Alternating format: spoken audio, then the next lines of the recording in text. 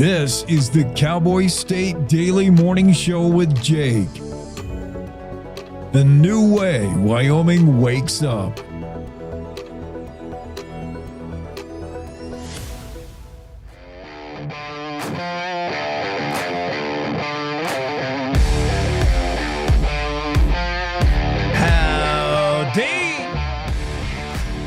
It's 2025, Thursday, Cowboy State Daily Show with Jake. A rodeo horse is drowned in a pond. The sister shares brother's shameful behavior in videos, and the world looks at the incident with outrage. Teton County legislator says he loves otters.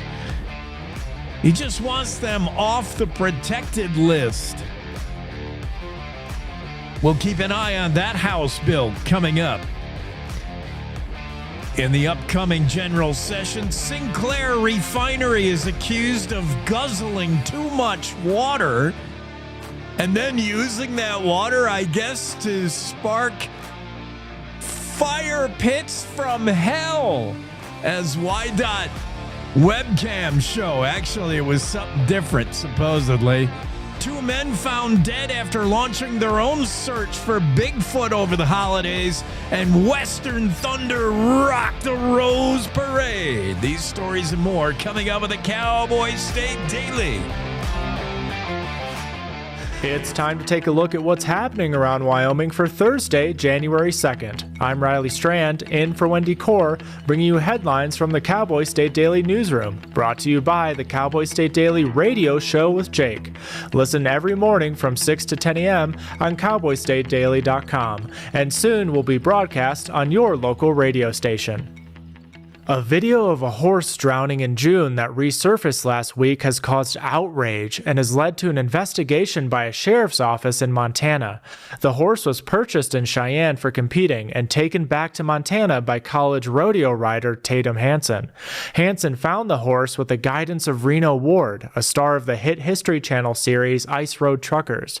Ward was riding the horse in the video his sister, Tara, posted to social media. On December 26th, that video surfaced on social media. Since then, a dispute between a brother and sister has made its way onto the internet. The sister wound up in jail after allegedly violating a restraining order, and there's still a lot of hard feelings. It's risky business when you take a brand new horse into a body of water. One of the experts that I interviewed said it was highly plausible that this was an accident, but perhaps the owner of the horse should have considered all the circumstances before getting into the water. Complicating all of this is the fact that the horse swam great, reportedly, in the first two ranch ponds. The Powell County Sheriff told Cowboy State Daily the office will continue to investigate the drowning without emotion, based solely on facts.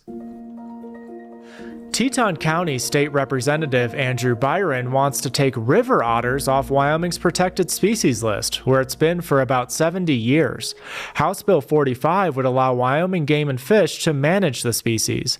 Cowboy State Daily's Leo Wolfson reports that while Byron believes the otters have rebounded, otter experts disagree. What's interesting about this bill is that it wouldn't necessarily immediately open up the door for hunting or trapping of otters. It would, however, basically allow Game and Fish to potentially manage the species for hunting someday, since it wouldn't be a protected species anymore. That's what has some otter advocates concerned, is that possibility down the road. In their mind, the species is really still recovering and is not where it needs to be. The bill will be considered in the upcoming legislative session, but Wolfson reports it's too early to say what chance the bill has of passing. A group of ranchers are appealing the state's decision to allow a water exchange for H.F. Sinclair's Carbon County refinery.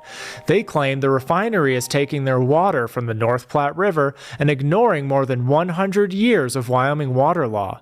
Cowboy State Daily's Leo Wolfson reports that the ranchers are standing up for what they see as declining water resources in their area. What makes the story interesting is the fact that ranchers are really trying to stick up against a very large oil and gas company, being Sinclair. You don't necessarily see that every day, and it really kind of struck me that these ranchers are really not wanting to give the refinery a free pass when it comes to their water access during dry years. The Border Control is reviewing the appeal, and its next meeting is in February. Chronic waste disease has worried Wyoming deer hunters for years, and now there are worries that elk could start dying from mass infections of the disease.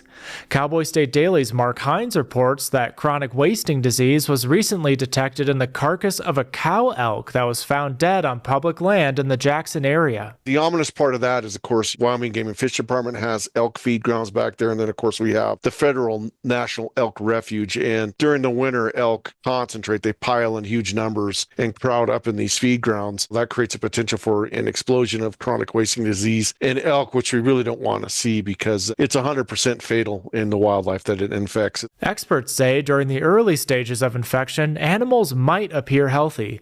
As the disease progresses, animals display symptoms like drooling, emaciation, and disorientation. And now let's take a look at today's weather with Cowboy State Daily meteorologist Don Day. Well, for the second day of the new year, we have a small Pacific front that'll bring more snow to the western and southern mountains of Wyoming and sections of the Interstate 80 corridor. From near Cheyenne to Laramie to Rollins to Evanston may have a little bit of light snow and snow shower activity today, especially early in the day. Snow, though, will be most widespread in the high country. So if traveling today, watch out for those areas. There's a small little break in the weather on Friday. A little bit of high pressure comes in, but then another front comes off the Pacific, and over the weekend, parts of Wyoming will have chances for snow, especially in the north, the central, and the west, but some scattered light snow on the plains could develop over the weekend. That's a possibility, along with temperatures this weekend into early next week trending colder. You can get Don's full forecast on the Cowboy State Daily website. I'll be back in just 15 seconds with more news. Open enrollment is here. Discover a range of low-cost plans from Blue Cross Blue Shield of Wyoming. Shop now to find the best option for you. Online, in town, in touch. We're right around the corner. Blue Cross Blue Shield of Wyoming. What's your plan? Although Devil's Tower gets all the attention for unexplained phenomena in Wyoming, the National UFO Center reports that Cheyenne is top in the state for UFO sightings. Cowboy State Daily's Andrew Rossi reports that isn't so surprising, since UFO sightings tend to correspond to population density. Plus, Cheyenne is home to an Air Force base. They can be just weather balloons or drones that people have seen, but there are phenomena that they can't explain, or they won't explain. So that's given some credence to the idea that UFOs are worth taking seriously, which is why sightings are encouraged to be reported, because it's giving us more information. The Mutual UFO Network, an organization of civilian volunteers that follow up on sightings, hopes more Wyomingites will make reports in the future. Two men searching for Bigfoot were found dead in a remote part of Washington state after a 3-day search and rescue effort to find them.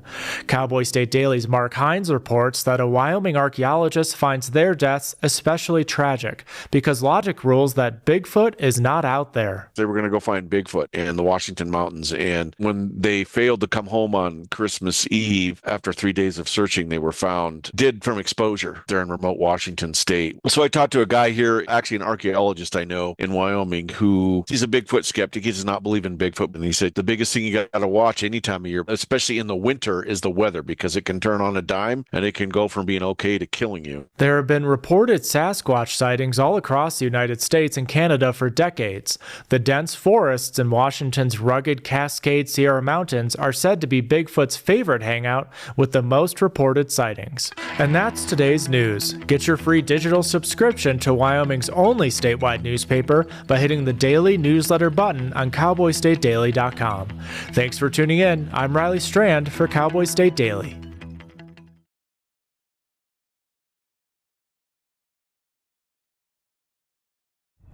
Wyoming is a big state. There are so many stories to tell, and here at Cowboy State Daily, we pride ourselves in bringing those stories to you every day. I'm Riley Strand, videographer and production assistant for Cowboy State Daily Video News. Every day, host Wendy Core and I talk to the experienced journalists who are covering the topics, issues, and people that are important to Wyomingites. And in our daily newscast, we bring you their stories. Tune in to Cowboy State Daily Video News every morning, only on cowboystatedaily.com. Yeah, and Riley is handling some pinch-hitting chores for Wendy Core right now. Riley's also Got his cameras souped up, and he's got some footage of Rod Miller, our own columnist Rod Miller, and his sobriety test. We're going to have Rod on later this morning. He's finally back from the hangover, and we'll talk all about the WKRP in Cincinnati Part 2 revival, whatever you want to call it. But yeah, we put Rod Miller through the paces. We didn't. Laramie County Sheriff's Office did. And yeah, Rod was 5-6 shots into the Wyoming whiskey, and he started mowing down pylons. Oh, man. We got the video. We got video of Bigfoot as well. We'll share that with you. I got video of that Cybertruck just spontaneously combusting outside the hotel. It's a crazy world. What a way to start 2025. Things are odd. Let's go to this very normal sunrise photo. Wyoming sunrise, the first of the year, captured by Faith Wainwright. Faith said, it's first sunrise from our home in Saratoga, looking east at the Medicine Bow Mountains. Beautiful, Faith. Thank you for that shot, first of 2025. Here's Don Day's sunset. Really puts the flaming in Flaming Gorge, doesn't it? Andrew Hill shares that photo on Don Day's website. The day weather forecast kind of looks like this. Casper gradually becoming sunny today. Highs around 34. Sunny 33 in Riverton. Southwest Wyoming and Evanston, Green River. You're looking for sunny skies with highs around 38, let's say. Western Wyoming and Pinedale, chance of snow in the morning, otherwise partly sunny afternoon, 31 the high. You'll top out around that in Alpine as well, but you're going to see a little more snow this morning in Alpine, Wyoming. Star Valley getting the most snow in the state over the last 24 hours, maybe 48 hours. They're getting pretty good amount of snow. It could see another 3 inches in Alpine by noon today, at least. Dubois, chance of snow before 9 a.m. Otherwise, mostly sunny, windy, 33 the high. Jackson, you'll top out about 33 as well, with lingering snow showers in the morning. Bighorn Basin, Thermopolis, sunny, 28 today. Partly sunny, 32 in Casper, north central Wyoming. Buffalo, sunny, 27. Little fog in Sheridan for the morning. Otherwise, mostly sunny in the afternoon, 28 the high. Gillette, 28. Mostly sunny conditions, mid-20s in Sundance. Down in the plains, mostly sunny in Torrington, 36 the high. You'll be right around there as well, Douglas, with sunny skies. Chance of snow in the morning in Cheyenne. Afternoon should be sunny, breezy with highs approaching 40. Same with Laramie. Your highs today 36. And in south central Wyoming, Rawlins, slight chance of snow in the morning. And in Rawlins, Encampment, Wamsutter, otherwise partly sunny afternoon, breezy, yep, with highs in the mid-30s. In Rawlins, Encampment, and Wamsutter. Let's share the map with you currently. This is what current temps look like across the state, and we are just outside of that polar vortex. We'll talk to Don Day. He's back this morning live at 7:20. We'll ask day weather forecast whether we have anything to fear about this polar vortex. During the holidays when Don was off, look what happens when the weatherman takes a few days off. Here sneaks in this polar vortex. We were talking about a polar vortex a couple weeks ago or just before Christmas, and Don said, oh, there's no polar vortex right now. We're just getting specific waves from the Pacific Ocean. And then look at that. He takes some time off, and Canada sends us a polar vortex, which is freezing everybody in the U.S. except many of us in Wyoming. It's right on the edge. And I think it's going to freeze some coconuts down there in Florida. or some oranges. That's what they got down there, right? That's going to freeze your tangerines down there in Florida. This is a significant polar vortex. We'll talk more about that with Don Day. Here's our weather map, though. 30 in Jackson, 15 in Pinedale. Thermop, 12 right now to start the day. Buffalo, double that, 24 currently. Glen Rock, it's 19 degrees. Wheatland, 23. Seeing a little snow shower activity in Laramie and Cheyenne currently, just as we said, with highs in the mid-20s.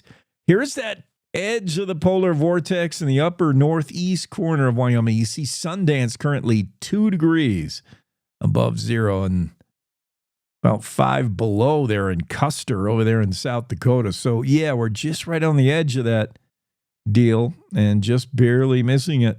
Current road conditions is just the usual. Slippery, black ice, some slippery conditions. Otherwise, I-80, yeah, most of it's just slick with snowfall, right? Yeah, I mean, it's just not awful, but it's typical I-80. We would consider it very average for Interstate 80.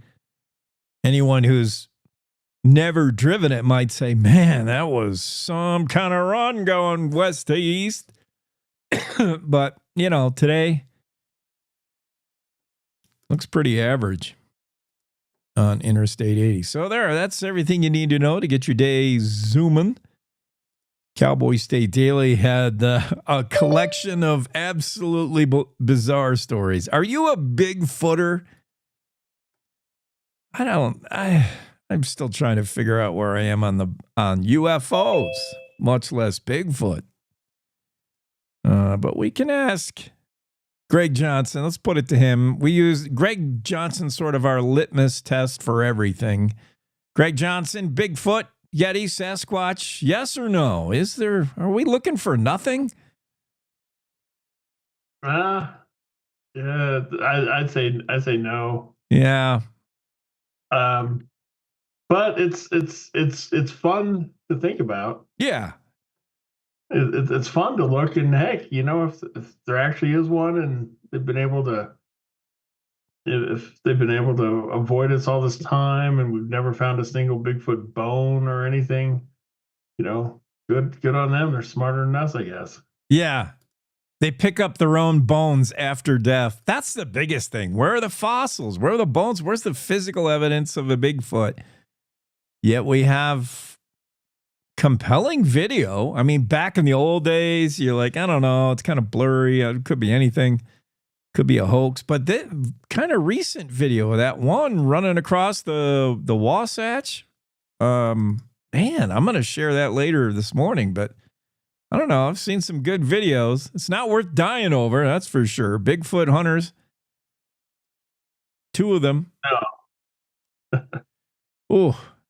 And good job. Mark Hines' story includes quotes from a Wyoming archaeological professor who he talks about, not only Bigfoot, but it seems like everywhere around the globe in the remote stretches of dark forest, we're all fascinated by creatures that might exist in there. And there's mythical beings in dark forests almost everywhere around the globe. Never mind Bigfoot. Yep. So yeah. People like mythical things. Bigfoot, leprechauns, Sasquatch, Loch Ness Monster, all those things. Yeah. If it is something about it that fascinates us, thinking that we share the planet with some unknown, undiscovered thing. I don't know. Yeah, it's whatever's unknown or undiscovered is going to be found out in the ocean, though. We're always finding things we didn't know that were in there. Ocean covering so much of the globe. There's stuff in the ocean. That's why I don't eat seafood. Who knows what's going on down there? It's a mystery. UFOs, yeah, they might be something to that as well. In fact, the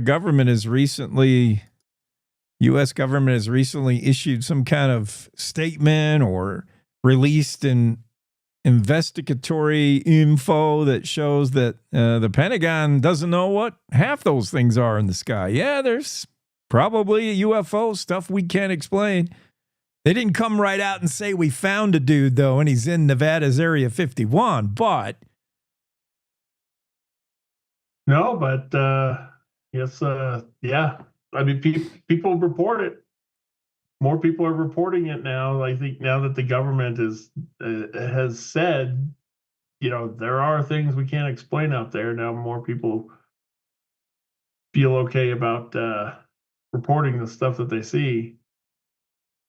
yeah, that might have something to do with it. Now that you know coming forward, the immediate reaction won't be people thinking you're a crackpot and the government telling you you've lost your mind. They're not interested in investigating. Now, all of a sudden, it's fashionable. It's in vogue. Everybody's got to see a UFO.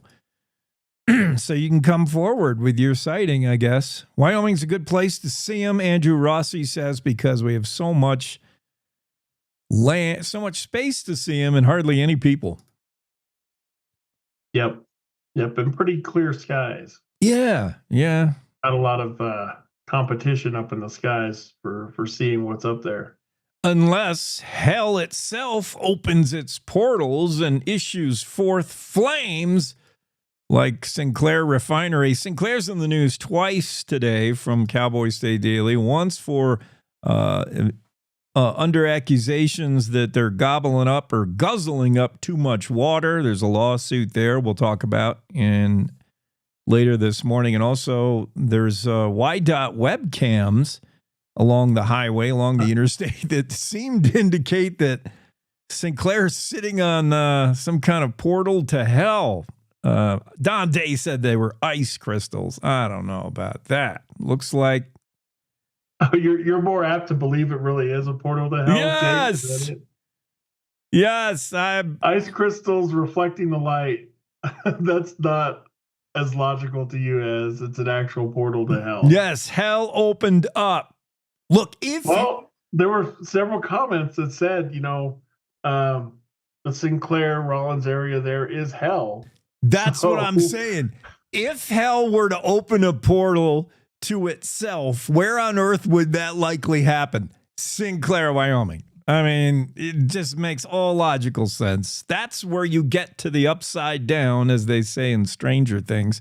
Still waiting for the final season of that show. Those kids are now grown adults.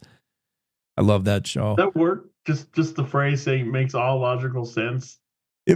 Thank you. I'm going to write that down. It's like saying with all due respect before you totally rip on somebody. Yes.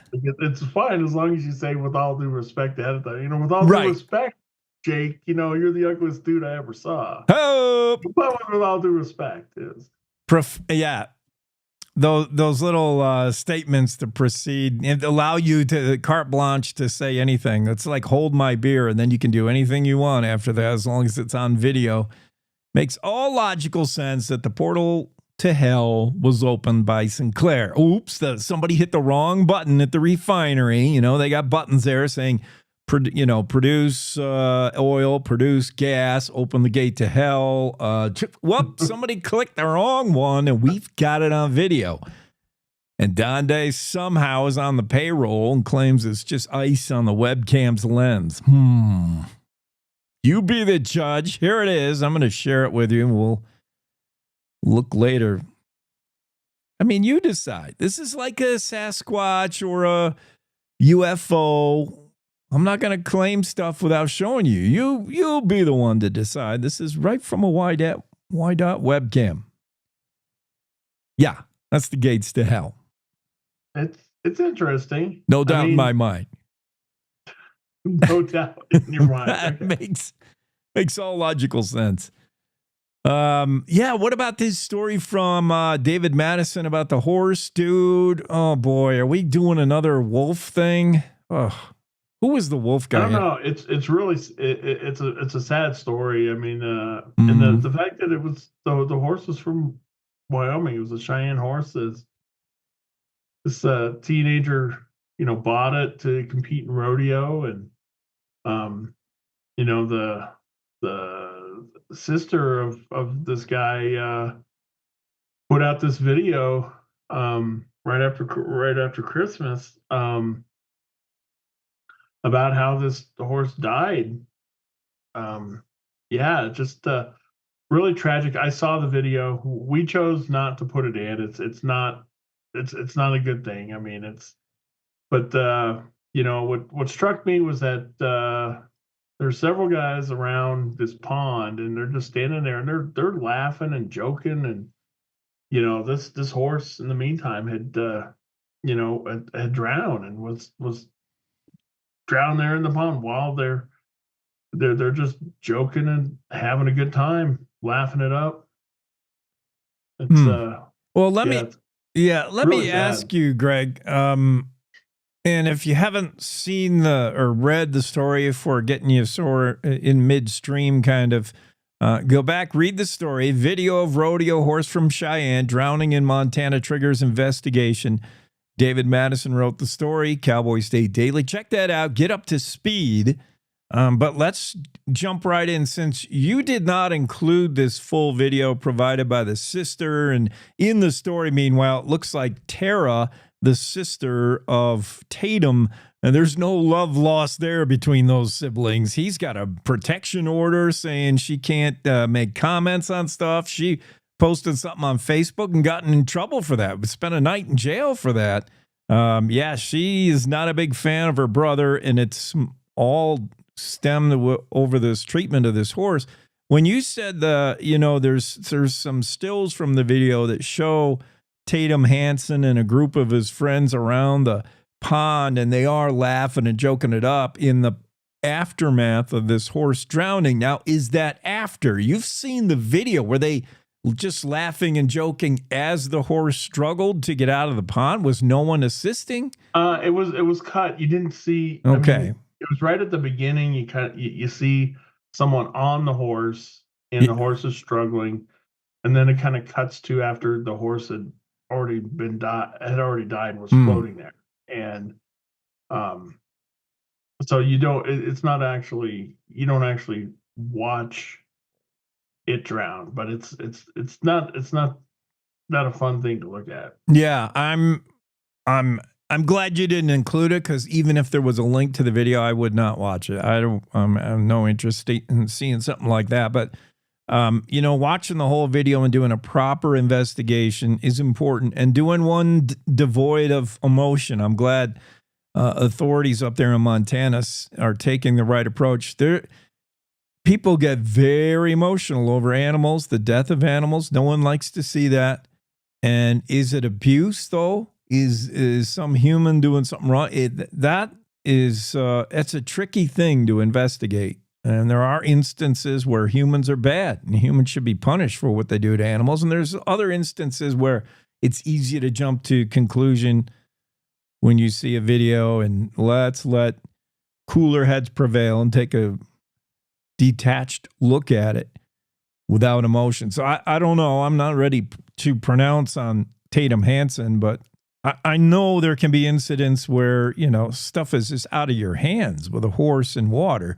The tie down, we'll get into that later. That doesn't help. A horse with a tie down cannot swim very effectively and keep its head above water. That's for sure. Yeah, we'll look into that some more. Otters, when's the last time you saw an otter, Greg?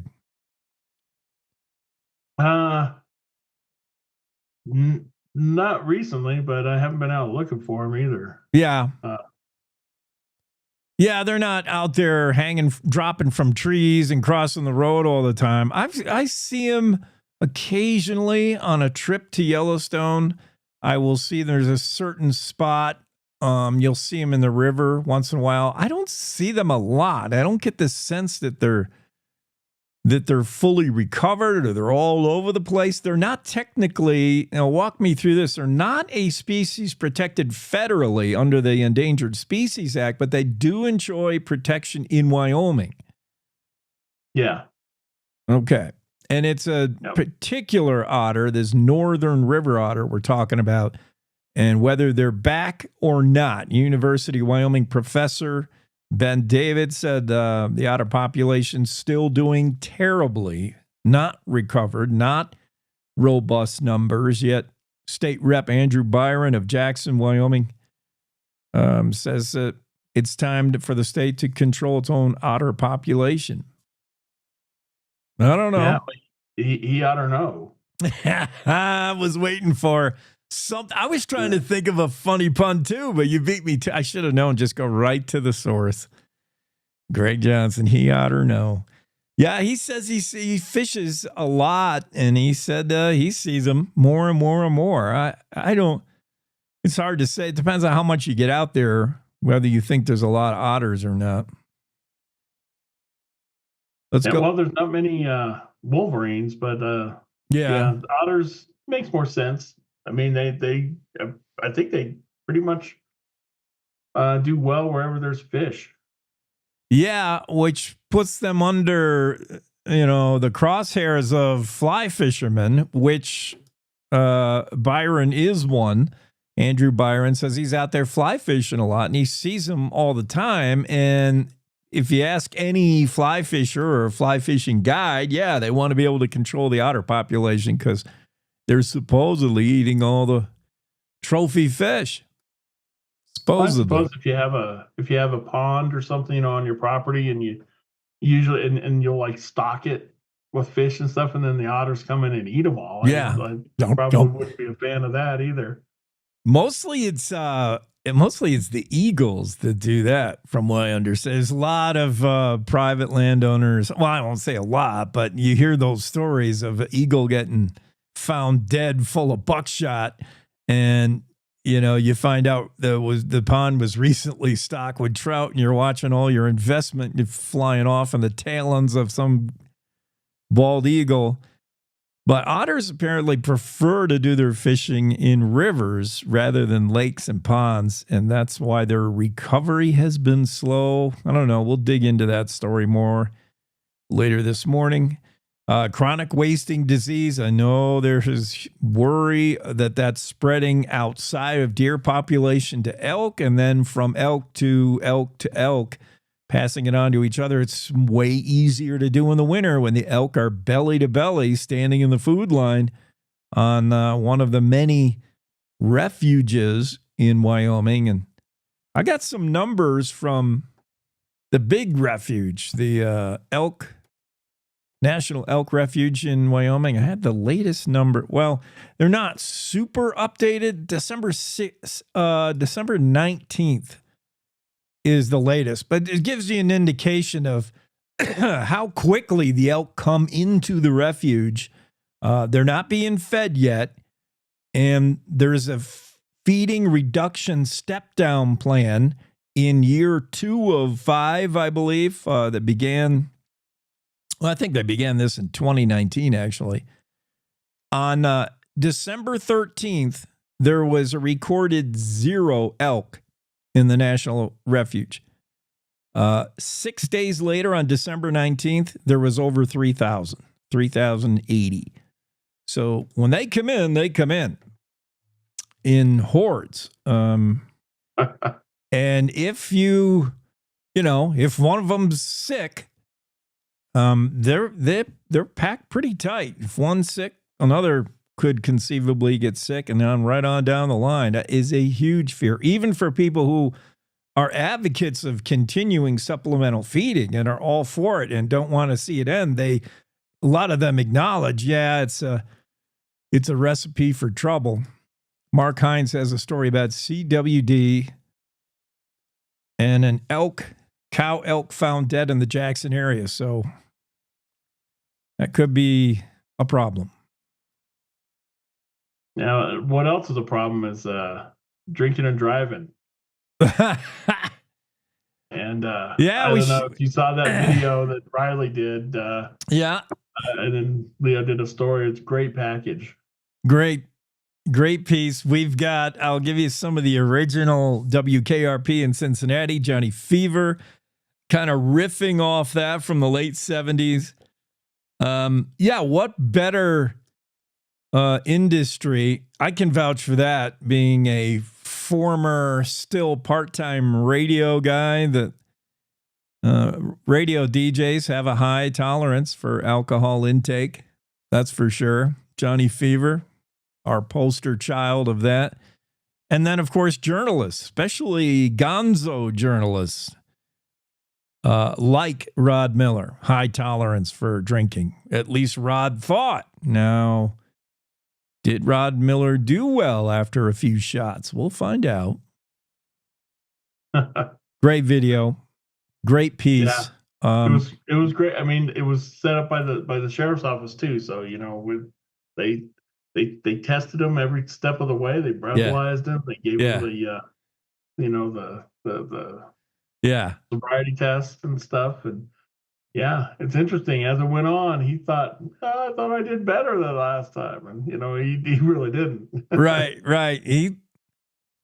And that's part of it, your perception of your driving ability, of course, is great. You think you're doing great, but if someone were to play back the video for you of your interrogation or whatever, you'd be like, oh man, I guess I wasn't so great. Rod Miller, besides messing up the pattern on his riding lawnmower, I mean, he blamed the stiff steering. We're all used to the nice power steering in our vehicles. It was hard to steer that thing. But that might be excuses, because I did see the breathalyzer at one point. They were trying to administer the breathalyzer, and Rod was a little shaky on his feet. Yeah, he probably would have been taken into custody if that was out happening in the wild. But it was a confined, safe tasting test done by Laramie County. That was fun. We're going to talk to Rod at 8:30 if he's sobered up. I don't know if the hangover's over or not. Not enough Excedrin in the world to get Rod Miller back 100%. No. What else going on in the world? I don't know. If you, I didn't know it was an option that if you're accused of attempted murder, that it was an option to not go to court. I thought, yeah. That was interesting when I read that. Clara McFarland introduced us to the 45-year-old Demetrius Coletti, accused of the drive-by shooting. Now, I say accused. The evidence is, I've seen enough evidence now already, and I'm sure many judges would say, all right, I've seen enough. It was his car that matched descriptions. When they pulled him over, he had a spent shell casing lying on the floorboard of his car, and that shell matched the cartridge of the bullet they took out of the car that was shot. So this seems like a slam dunk. Demetrius, meanwhile, blew off Tuesday's initial appearance, claiming he was sick, just didn't want to get out of his jail cell. Authorities say, that happens once in a while. A guy doesn't want to do something, and sometimes they're made to comply. In this case, they thought, well, we'll let him go this time, but next time around, if he doesn't want to appear, they're going to make him appear. They bring it into your cell, actually, that you appear by video, and at that point, you have little choice, Demetrius. Yeah, you can't run from the long arm of the law if you're already in jail. Yeah, the chase is over, buddy. They got you. You're going to have to answer to the charges sooner or later. I think a public defender might help him see the error of his ways, or at least the grim reality that he's going to have to appear at some point. Claire McFarland also had that story about the Fremont County man, Nathaniel Redfish, accused of rape. It's just odd. Bizarre. 23-year-old. I guess he and his girlfriend could not get pregnant. They couldn't have a kid. I don't know if it was her or him.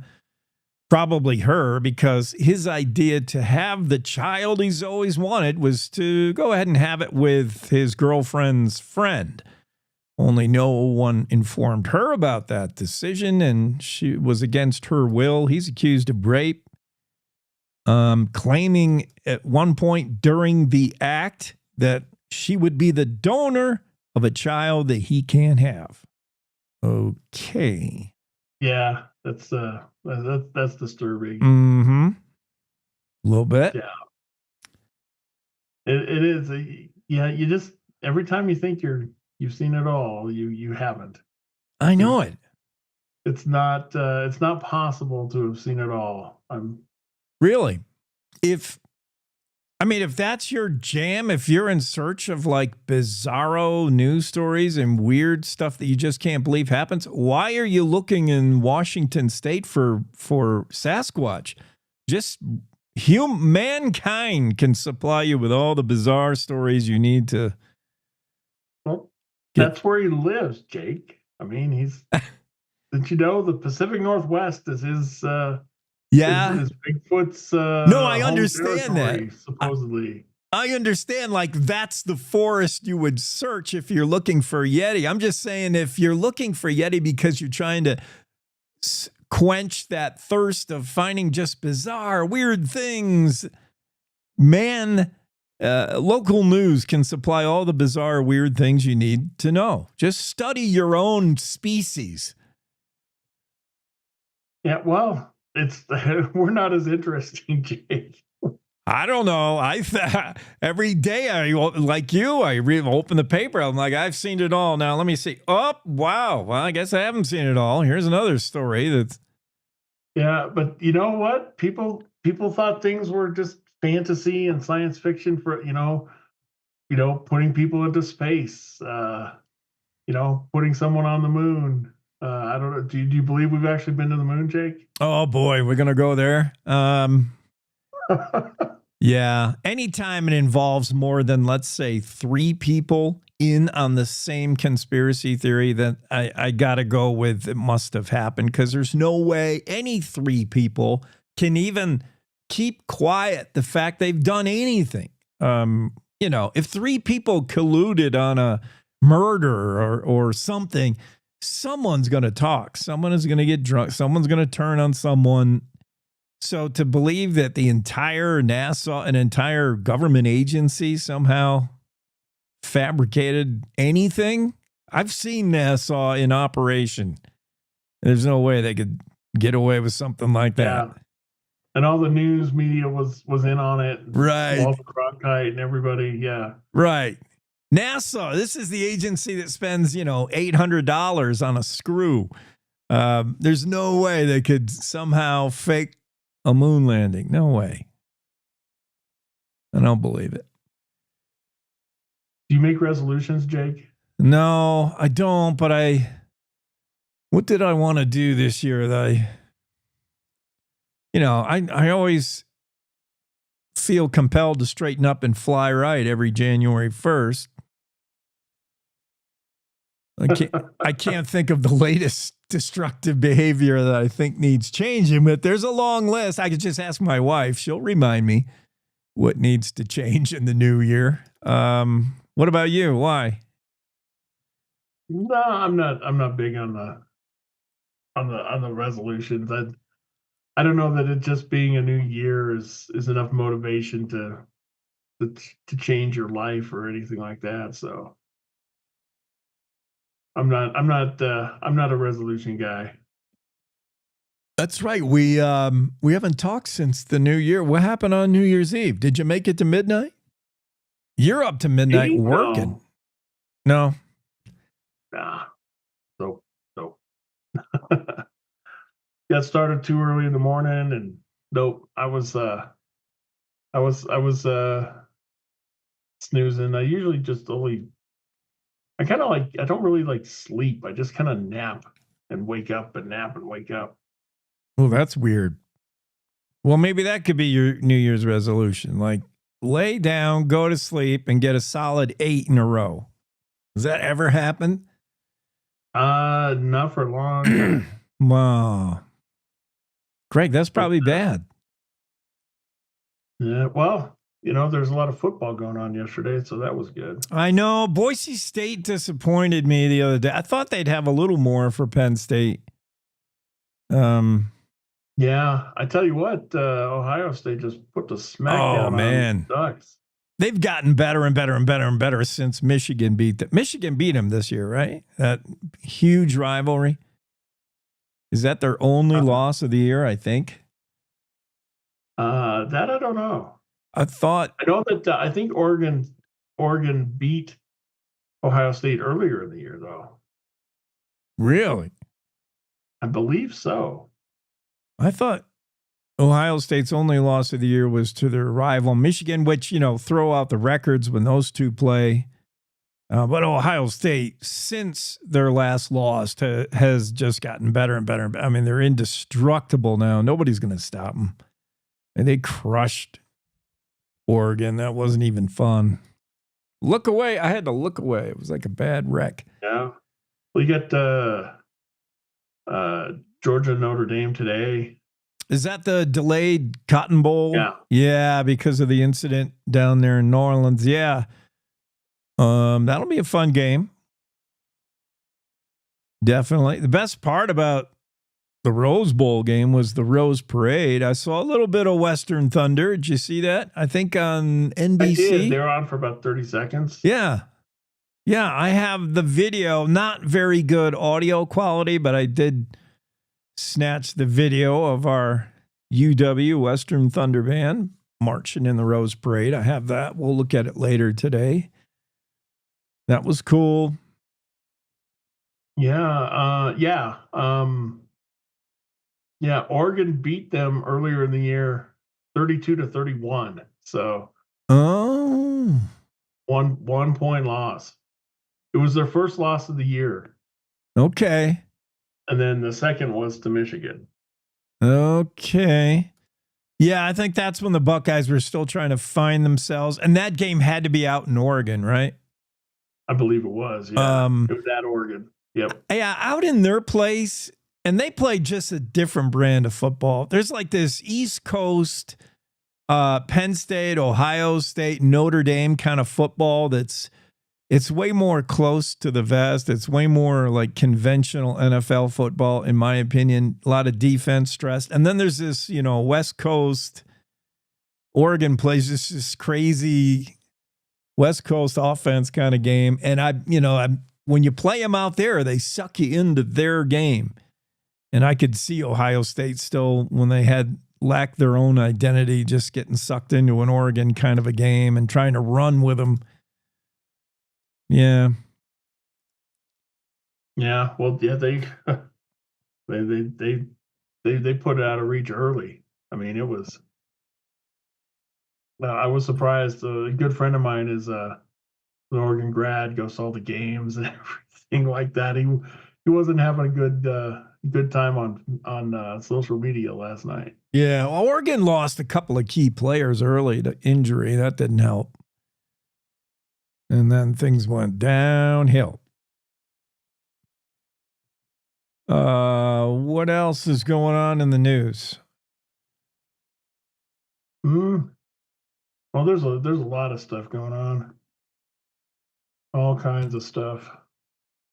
I have Jen's not going to be on today. Jackie will. We got a story from Jackie. The old Jen story. I don't know if I want to wait for her to talk about it, but she had that cool story about Sebastian, not his real name, infiltrating undercover operations, infiltrating sex trafficking. I want to talk to Jen about that, and might have to wait on it a little bit. What has Jackie got that I need to talk to her about? She says she's got something cooking. I don't know. She's been kind of she's been under the weather for a little bit, so she's just back. All right, we get Don Day back today. Any question? Oh, did you see Megan was on? I didn't ask her about we ran out of time. We had Superintendent of Public Instruction Megan Degenfelder on to close out the year a couple of days ago. She was fantastic. Yep. There's just there's all kinds of interesting people out there. Just got to find them. There's that let's see. We talked about that kid who saved his grandma. That was a really good story. Mm-hmm. Love that. Yep. That's a Claire story. Claire we have on once a week on Wednesday, so we missed her yesterday, but That was a great story. And I wanted to ask Clara because she has kids, she has boys, so she would be able to sort of get in the mind of your average first grade boy and just how that kid like got ready for school by himself. Can you imagine? Your grandmother is passed out. Yeah, well, you just kind of you do what you know. Yeah. You know, and so and that worked. Yeah. And, credit the school officials who, they know your kid best. Next to the parents, next to guardians, it's the teachers, bus drivers, anybody associated with the school. They know your kid pretty good. And they knew this kid, Mason, didn't look right that day. Cold winter day, and he's got shorts on. They're like, wait a minute. Who dressed you this morning, Mason? What's going on? Yeah. Well, we got snow, Jake. So that'll make you happy. Yeah. You got snow going on right now, huh? This morning? You should. I think so. Yeah. Okay. I got plenty of it myself. Fed the peacocks yesterday. Snow blowing around. They didn't even want to eat. They were so cold. I'm worried about these peacocks. They won't go in the chicken coop. They insist on being out and about in the barn, and the wind's blowing through there and the snow's coming, and you can't get any sense from a peacock. This is not the smartest animal out there. No, because they're not. But good luck with that. I have no experience with peacocks whatsoever. If anyone has any peafowl experience, please let me know what I should do. 307-999-TALK, 307-999-8255. Shoot me a text. Let me know what's the preferred method of rounding up peacock. I mean, I did try to herd them into the coop. Like, come on, get in the coop. I've been feeding. I put out their feed in the coop to encourage them to go there. No, I mean, they might check it out and then they get out of there quick. And the other day, actually, we had like 4 people try to haze them. But the problem with peacocks is they fly. They fly pretty good. And if you push them too hard, they just fly away. But they come back. Yeah. They have, once they've learned a place and they're relatively sure they'll be fed there, and these peacocks have been there for over 2 decades, they have great site fidelity. They'll stick around. They're just not going to take off. They realize this is their home, this is where they're fed. They're not going to go, but they'll fly 100, 200 yards away. Like, what do you do? If you're trying to herd, your average cowboy trying to push cattle, even herding cats as the term, nothing's going to take flight. At least you got a chance on the ground to get maneuver and get ahead of them. But when something just flies away, I give up. I don't know. I think we need a video of you trying to round up the peacock. I'll get a GoPro on next time. You'll see it. It's you can get one on a peacock. It's fun. Yeah. Or if I could get that close, I would put a hood on it so I could immobilize. If I can, and I thought about that, believe me. But see, they trust me. They like me. I can get very close to them, darn near touching them. But as soon as I break down that, if I go make a grab from one and I make the whole brood mad at me, then life's going to be difficult. I enjoy that I can get close now. But if I can get one, I'm going to hold that thing, get a good grip on it, drag it off to the coop. Maybe, see, I'm trying to figure out which one's the leader, though. I want to drag somebody who has influence over the others. If I just drag the one they all hate anyway, they'd be like, whatever. See ya. You're in peacock jail now where you deserve to be. I need to grab the one they all follow, that they respect and revere. Well, I guess if they've been there for 20 years, then I guess they know what the deal is. Yeah, but it's a Wyoming winter. They've always been in the coop in the winter. Where it's warm, like it's an enclosed coop. Now they're out, exposed. Like they're up in the corner of the barn. They're out of the wind, kind of, but it's still. We haven't had that stretch yet where it's the high is 2 and the low is 15 below, and you do that for a week, and we'll see what them P-fouls want to do. We'll see. I'll ask Don Day if the polar vortex is coming at us. Looks like we're on the fringe of it, thankfully. But the rest of the country going to freeze its tangerines off, looks like, all the way down to Florida. Yep. Stay warm, Greg. Oh, I will. Put on an extra layer and get 8 solid hours of sleep. That's my New Year's resolution for you. All right. I will do it probably over 8 nights. All right, man. Thank you. All right. See you later. That's Greg Johnson, Cowboy State Daily managing editor, who just doesn't sleep. I didn't figure he did, because to do all the work he does, there's just not enough hours on the clock to account for sleeping. So it should be no surprise that he just sort of takes cat naps here and there. I guess all the great geniuses claim to do that, right? Didn't Einstein or Tesla or, I don't know, any genius, you go back and read their biographies and they claim that they never needed more than 4 hours and they would get that sporadically. I must not be in the genius category, because I need a good 8. I mean, I can do 6, but I much prefer to get my sleep in. So, yeah, I'm obviously far from genius with my sleep necessities. Okay, stuff we have to do today. The Cybertruck blowing up outside the hotel. That's fun to watch. Like, what? I mean, beside watching some hideous futuristic vehicle I think we all love to hate, almost all of us, except for those of you driving around in one.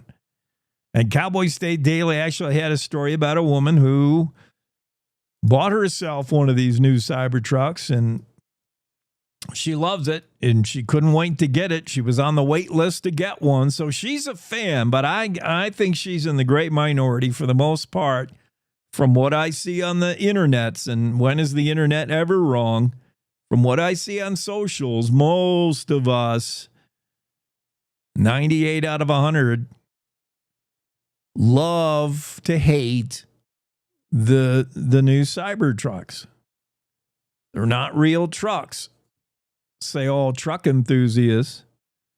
Others just, I mean, you find countless reasons why you laughing at the Cybertruck when it tries to do truck things. So to watch one blow up was just pass the popcorn. That's fantastic. But now there's indications it didn't just blow up. There might be something nefarious going on. I'm reading in a few news accounts that it could have been intentional. It could have been perhaps an act of terrorism similar to the New Orleans guy, the ISIS dude. In fact, the Cybertruck was rented using the same app. So this was not a Cybertruck owned by anybody. I can't believe you can rent these Cybertrucks. But it was rented using the same app as the truck was rented by the Texas dude. So I don't know. I don't know why a Cybertruck just blows up. But I have the video of that. I've got a video of Sasquatch. You tell me if that's Bigfoot. It looks pretty good. Got videos of UFOs. It's going to be a crazy kind of a day to start 2025, huh? We'll do all that after top of the hour news now with Riley Strand in for Wendy Core. It's time to take a look at what's happening around Wyoming for Thursday, January 2nd. From the Cowboy State Daily Newsroom, I'm Riley Strand in for Wendy Core. A video of a horse drowning in June that resurfaced last week has caused outrage and has led to an investigation by a sheriff's office in Montana. The horse was purchased in Cheyenne for competing and taken back to Montana by college rodeo rider Tatum Hansen. Hansen found the horse with the guidance of Reno Ward, a star of the hit History Channel series Ice Road Truckers.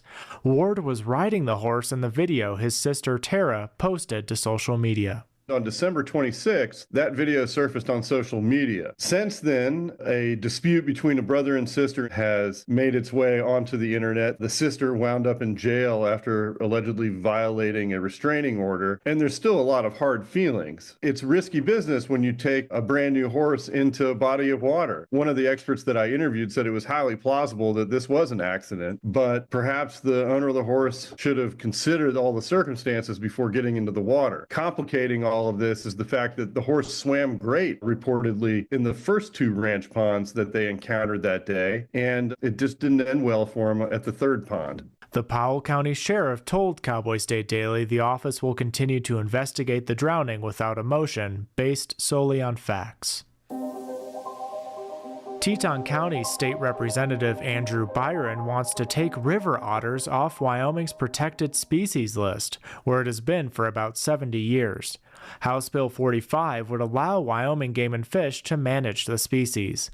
Cowboy State Daily's Leo Wolfson reports that while Byron believes the otters have rebounded, otter experts disagree. What's interesting about this bill is that it wouldn't necessarily immediately open up the door for hunting or trapping of otters. It would, however, basically allow Game and Fish to potentially manage the species for hunting someday, since it wouldn't be a protected species anymore. That's what has some otter advocates concerned, is that possibility down the road. In their mind, the species is really still recovering and is not where it needs to be. The bill will be considered in the upcoming legislative session, but Wolfson reports it's too early to say what chance the bill has of passing. A group of ranchers is appealing the state's decision to allow a water exchange for H.F. Sinclair's Carbon County refinery. They claim the refinery is taking their water from the North Platte River and ignoring more than 100 years of Wyoming water law. Cowboy State Daily's Leo Wolfson reports that the ranchers are standing up for what they see as declining water resources in their area. What makes the story interesting is the fact that ranchers are really trying to stick up against a very large oil and gas company, being Sinclair. You don't necessarily see that every day, and it really kind of struck me that these ranchers are really not wanting to give the refinery a free pass when it comes to their water access during dry years. The Board of Control is reviewing the appeal, and its next meeting is in February. I'll be back with more news right after this. Looking for a way to earn money for college while making a difference in your community? Join AmeriCorps Vista with Serve Wyoming. Vista members help tackle challenges like affordable housing, food insecurity, and poverty across the state, all while promoting volunteerism. No experience? No problem. This is your chance to help Wyoming, your community, and your country grow stronger. Serve Wyoming is placing Vistas at the Lander Free Medical Clinic in Lander. Enjoy benefits like a living stipend, health insurance, childcare, and even college scholarships. Apply now at servewyoming.org. Chronic wasting disease has worried Wyoming deer hunters for years, and now there are worries that elk could start dying from mass infections of the disease. Cowboy State Daily's Mark Hines reports that chronic wasting disease was recently detected in the carcass of a cow elk that was found dead on public land in the Jackson area. The ominous part of that is, of course, Wyoming Game and Fish Department has elk feed grounds back there. And then, of course, we have the federal National Elk Refuge. And during the winter, elk concentrate. They pile in huge numbers and crowd up in these feed grounds. That creates a potential for an explosion of chronic wasting disease in elk, which we really don't want to see because it's 100% fatal in the wildlife that it infects. It's been a big problem with mule deer and whitetail deer in Wyoming, and people are worried because, is it going to start exploding in our elk herds too? Experts say during the early stages of infection, animals might appear healthy. As the disease progresses, animals display symptoms like drooling, emaciation, and disorientation. And that's today's news. Get your free digital subscription to Wyoming's only statewide newspaper by hitting the daily newsletter button on cowboystatedaily.com. I'm Riley Strand for Cowboy State Daily.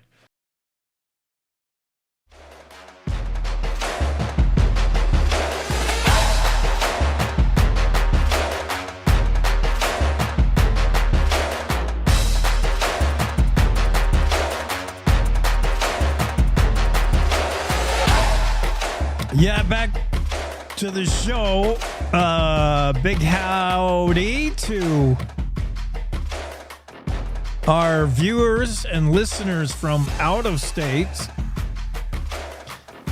Some of you on the East Coast are able to get our 6 o'clock hour, obviously in your 8 o'clock hour. So even when Wyoming isn't fully woke up yet, we have a good listening audience, which is great. For instance, Stephanie joins us from northern Vermont. Hello, Steph, and everybody in Burlington. Glad you're tuning in. Mark is with us from south of Carpenter, Wyoming, down there in Hereford, Colorado. Although, is that where he is now? That's where he's from. Mark says, good morning. Love this. Needed this format in the mornings. Yeah, we're happy to help wake you up, get you through your day. Everybody needs a good morning show, right? Where you can have some laughs, learn about what the stories of the day are, maybe get some important things like weather. But for the most part, get a bunch of nonsense. 4 hours of absolute nonsense. And I'm happy to share. Good morning from California, says Jan. Jan, you're up early. California is behind. It's like still yesterday in California, right? Jan, overachiever. She's up early. She said, my heart is still in Wyoming. If that's true, your heart would be a little cold this morning. It's chill. I'm chilly, and it's not really that cold here where I am. I'm having a cold morning day. I'm wondering if I left a window open or something. We'll ask Don Day why I feel cold when it's not that cold. It's like 28 degrees right now. It's been 28 below zero in my studio, in my house, and I haven't felt this cold. And yesterday, I woke up about 3 in the morning, and it was super cold in the bedroom. And I had the window, I sleep with the window open, even through the winter, because I need the fresh air. And I'm normally not cold. So I got the windows cracked open a good amount, not that much maybe. And yes, was it yesterday? Maybe 2 days ago. And I wake up at like 3 in the morning and it's freezing. Whoa, I got up and I closed the windows almost all the way. Still didn't feel like it was warming up. Woke up an hour and a half later. It's like 4:30. Still as cold as it ever been. And then the telltale indication. The cat, which if you've been following the saga, the cat that has adopted us, this feral, wild neighborhood cat who's been kind of pretty much living here. He's here right now, sleeping on the couch.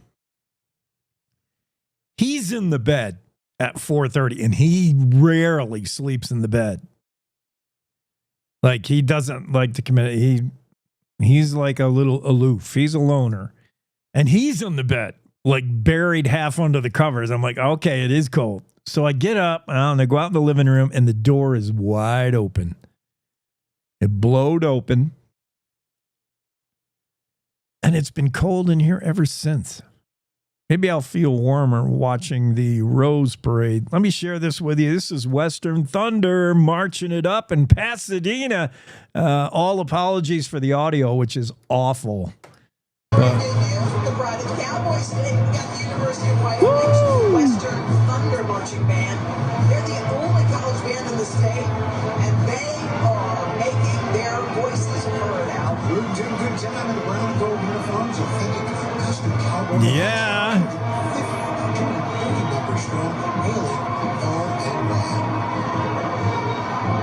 That's live, courtesy NBC. Thank you, NBC. Just a little bit of Western Thunder doing their thing. They were on briefly on TV. Some good shots right there. Yeah. Everybody looks like they're in step. They sound great. Love it. Love to see a little bit of Wyoming and California. California could use more Cowboys.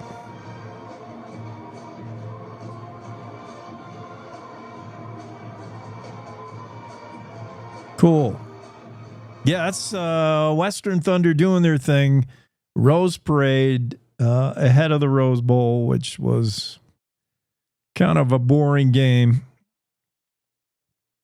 But proud of UW, Western Thunder. First time ever they've appeared in the Rose Parade. And they're probably back home now. Looks like nice weather out there, although everybody's wearing their coats. But, of course, in California, if it gets down to the 60s, they all bust out the puffer jackets, right? I shouldn't say anything. I still feel chilly. It must be that polar vortex just to the east of us. Don Day's got some splaining to do. We're going to talk to Don at about 9 minutes from now. It's 7:20. He's been off for a little bit for the holidays, but he's back on the job. And look what happened. He takes a few days off, and in sneaks the polar vortex. And it's got all of us chattering our teeth. But shouldn't complain because it is for real cold in a lot of the U.S. This is a major event that I'll share with you here. I got some of the map. This map is from... Actually, this is the model. This is when we thought it was coming. This is December 30th. So this is what the models were showing back on December 30th. And this is indeed what the map looks like right now. It is pretty much the same thing. The models were all correct. We're in... Can I make this any bigger? I guess not. And you can see all that purple area is the deep freeze. That's where the polar vortex is, the whirlpool of frigid conditions. Forecasted to stretch all the way down there into Florida, which it is currently doing. All those states affected by that polar vortex are in well below average temperatures. Texas is still warm right now, though. Texas is kind of immune to this thing for the most part. And only half of Wyoming is really getting it, which is exactly what we're seeing. It's just kind of the northeast corner of Wyoming that's feeling the effects of this cold, cold Canadian air. But that's it. Otherwise, yeah, it's the rest of the U.S.'s problem. Yeah, you can have it. Coldest since 1994, according to global models. Joe Bastardi, long-range winter weather for. We're going to bring this name up with Don Day, and I want you to watch Don's face. Whenever you bring up other weather guys are jealous of each other, in my experience. Like, when I talk to Don Day, if I say anything indicating another weather guy and what he forecasted, or she, Don will make the usual weather guy face. He'll begin with crinkling up his face. I'll say, Don, did you hear Joe Bastardi said? And I won't get any farther than that before Don Day will give you a face like, Joe Bastardi.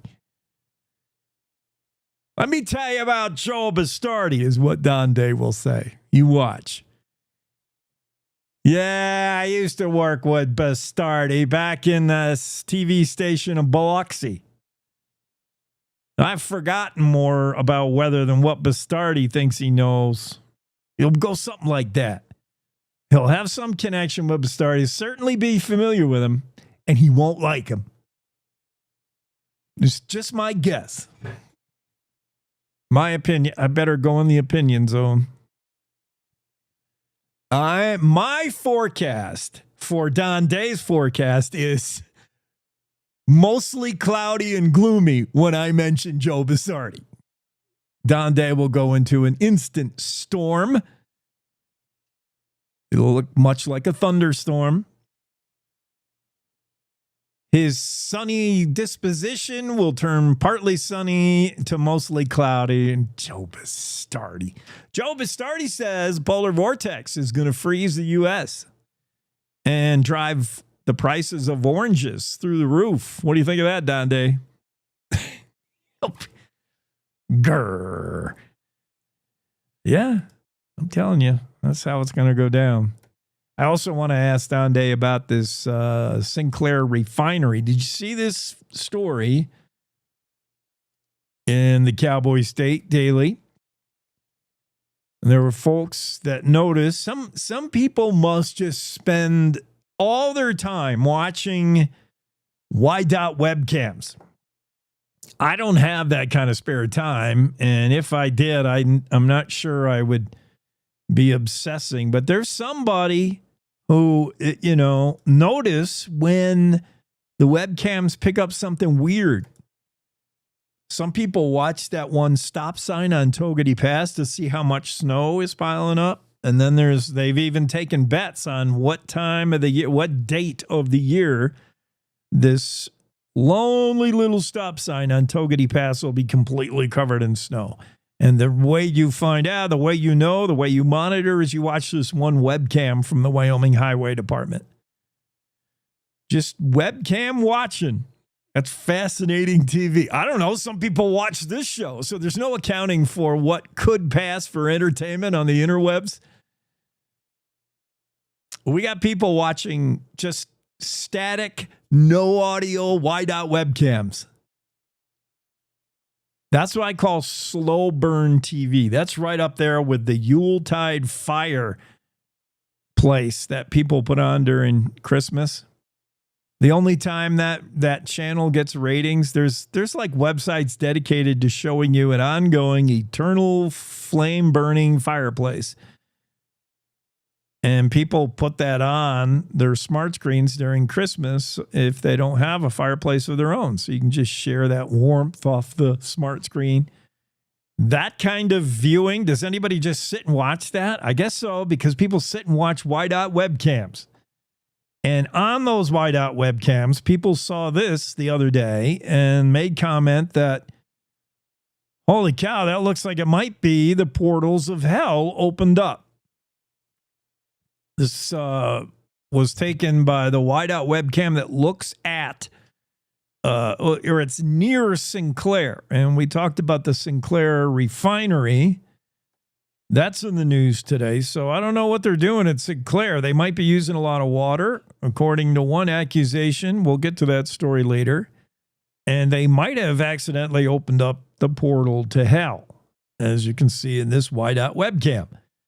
And then Don Day rained on everyone's parade in this Andrew Rossi story by claiming, it's not the portals of hell.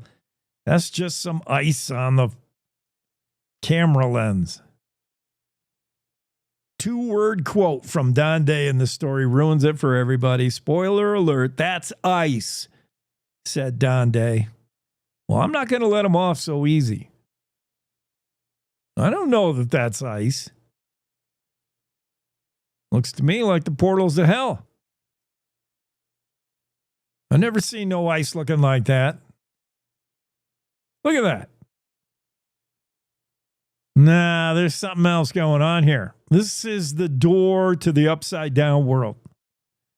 Or something. Very suspicious. Don Day's supposed to be joining us today, unless I read my notes wrong. Wait a minute. Let's see.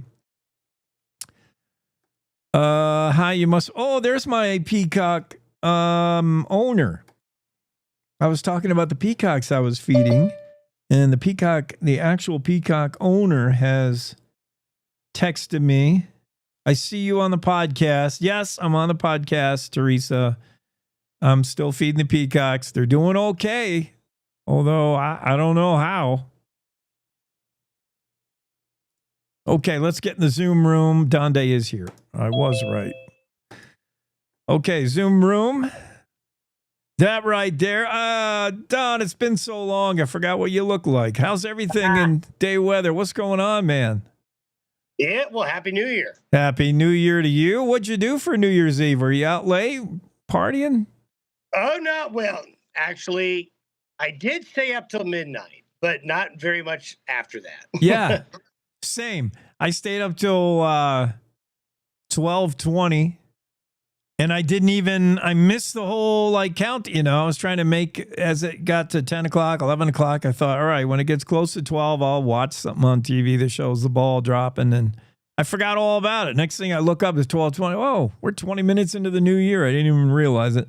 Yeah, I find it interesting. As you get older, you're like, you know what? I'm going to ring in the new year on the Eastern time zone so I can go to bed earlier.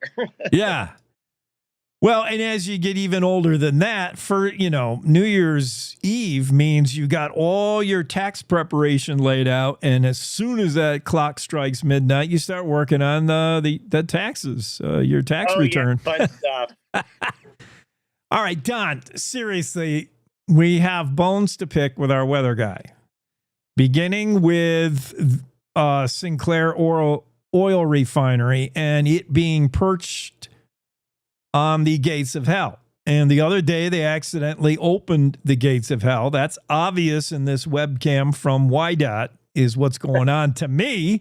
I haven't been there, but I have friends who know the drill. And in YDOT, in the Sinclair refinery, there's a room where there's buttons, and you push one button and it's process oil. You push another button, process gas, and you push another button, open gates to hell. Oops, somebody accidentally opened it. YDOT webcam caught them, and you claim it's ice. Yes. Sorry for all the conspiracy theorists out there. It's ice on the camera lens. We're looking at the photo right now. That's the weirdest ice I've ever seen as the demons are released. Well, what color are running lights in vehicles? Red. Right. And yellow. Yes. Oh, I see. Well, oh boy. So forget it. I'm not even going to now show you what I was going to show you, which is purported video of Sasquatch and Bigfoot, because I'm sure you're going to have a logical weather explanation for that. No. I'm all for Bigfoot videos. I love those. Those are fun. We got a Bigfoot video. We got two guys, unfortunately, that got lost looking for Bigfoot in a remote area of Washington State and died. They were found dead in the forest, so maybe they did find Bigfoot. But that was unfortunate. We have that story. I also have this. Now, had we talked days ago, back on December 30th, a feller by the name of Joe Bastardi, long-range meteorologist, said, watch out, polar vortex is coming. And sure enough, here it is. We're just barely getting touched by that in Wyoming, right? For the most part, though, that's someone else's problem. Well, so yeah, you got to be really careful with these Arctic outbreaks, especially in Wyoming, because the Continental Divide can really deflect a lot of these Arctic outbreaks out of Canada. Right now, it's still all about the Pacific. I mean, I have seen in parts of Wyoming a snowpack increase in 30% in some areas. Since Christmas Eve up till now, we've seen a ton of snow coming into the mountains. And that's not due to the polar vortex. It's due to the Pacific. The polar air starts to really move in to the nation's midsection this weekend, and we're going to catch the western edge of it. And that happens a lot. When these polar air masses drop out of Canada, it's like waves on a beach. The Arctic air will push across the plains, get to the Rockies, but you got to remember the difference in elevation makes a huge difference. I mean, the elevation in Minnesota and the eastern Dakotas and eastern Nebraska and the Corn Belt, is a few hundred feet. So Arctic air is like water. It always goes to the lowest point of gravity. So, yes, these Arctic outbreaks are coming. We're going to see a massive winter storm late this weekend and early next week across the nation's midsection. We're going to see far below average temperatures for a lot of the nation, but we're just going to, at least initially catch the western edge of the cold air. That will make it colder. We're going to have more winter than we've seen in a while. In fact, we've had some snow overnight along sections of Interstate 80. So folks traveling I-80, be ready for that. but we are going to see more frequent chances for snow, even in the lower elevations and colder weather. I think our opportunities for the big Arctic cold probably a couple of weeks away, but you're going to hear a lot on the national news about the colder weather coming, but it's going to be more focused in the central and the eastern parts of the U.S. Yeah. And I'm already hearing this is going to be the coldest January on record in the U.S. Watch out. But yeah, I tell you, I saw a lot of this over the holiday week, and you got to be so careful with this hype. A lot of people jump on, let's talk about our computer models. A lot of the computer models between Christmas and New Year's, we're predicting like historic cold, but it's a model. And the old Peanuts routine where Lucy holds the football for Charlie, and right when he goes to kick it, she pulls it away. Computer models, weather models do that all the time.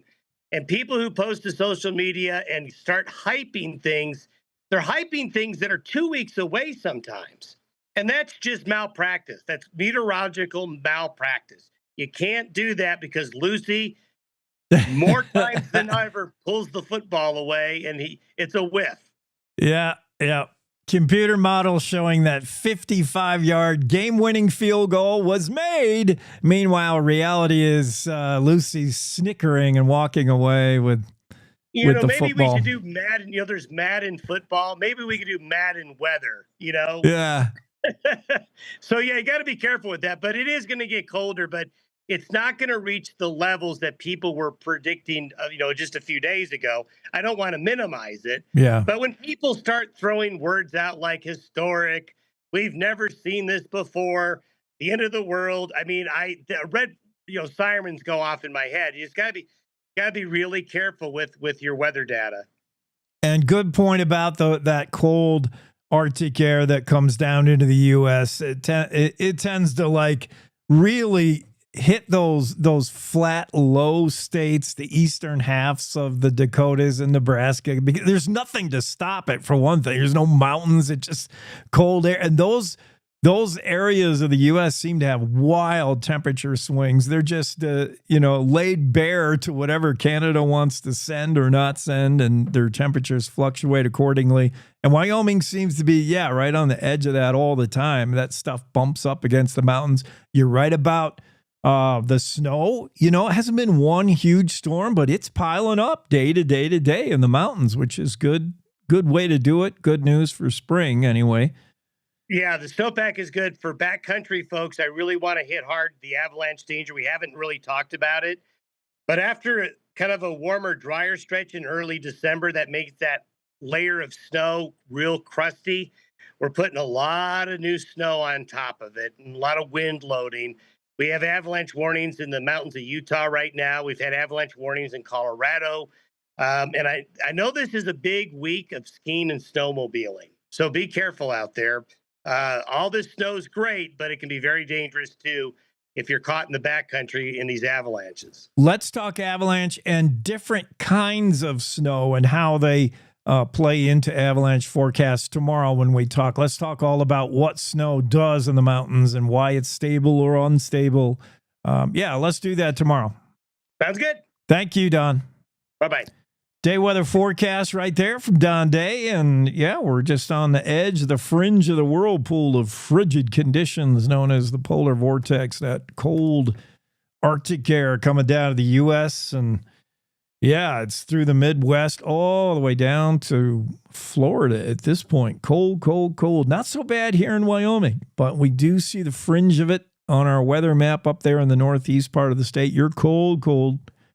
The rest of Wyoming just kind of normal with snow on the way. Let's do the day weather forecast as we see it right here with Don. Well, for the second day of the new year, we have a small Pacific front that'll bring more snow to the western and southern mountains of Wyoming and sections of the Interstate 80 corridor. From near Cheyenne to Laramie to Rollins to Evanston may have a little bit of light snow and snow shower activity today, especially early in the day. Snow, though, will be most widespread in the high country. So if traveling today, watch out for those areas. There's a small little break in the weather on Friday. A little bit of high pressure comes in, but then another front comes off the Pacific, and over the weekend, parts of Wyoming will have chances for snow, especially in the north, the central, and the west, but some scattered light snow on the plains could develop over the weekend. That's a possibility, along with temperatures this weekend into early next week trending colder.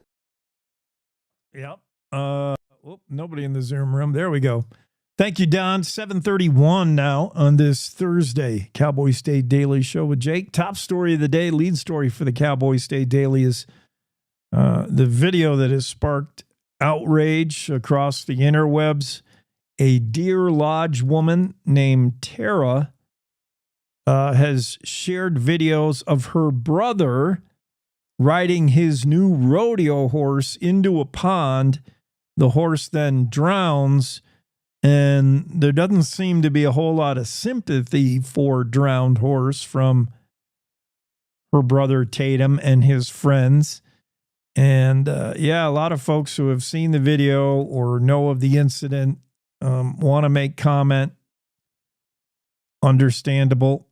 David Madison has the story. Headline, video of rodeo horse from Cheyenne drowning in Montana triggers investigation. This is a Montana college rodeo rider named Tatum Hansen. He was looking for a new bulldog horse.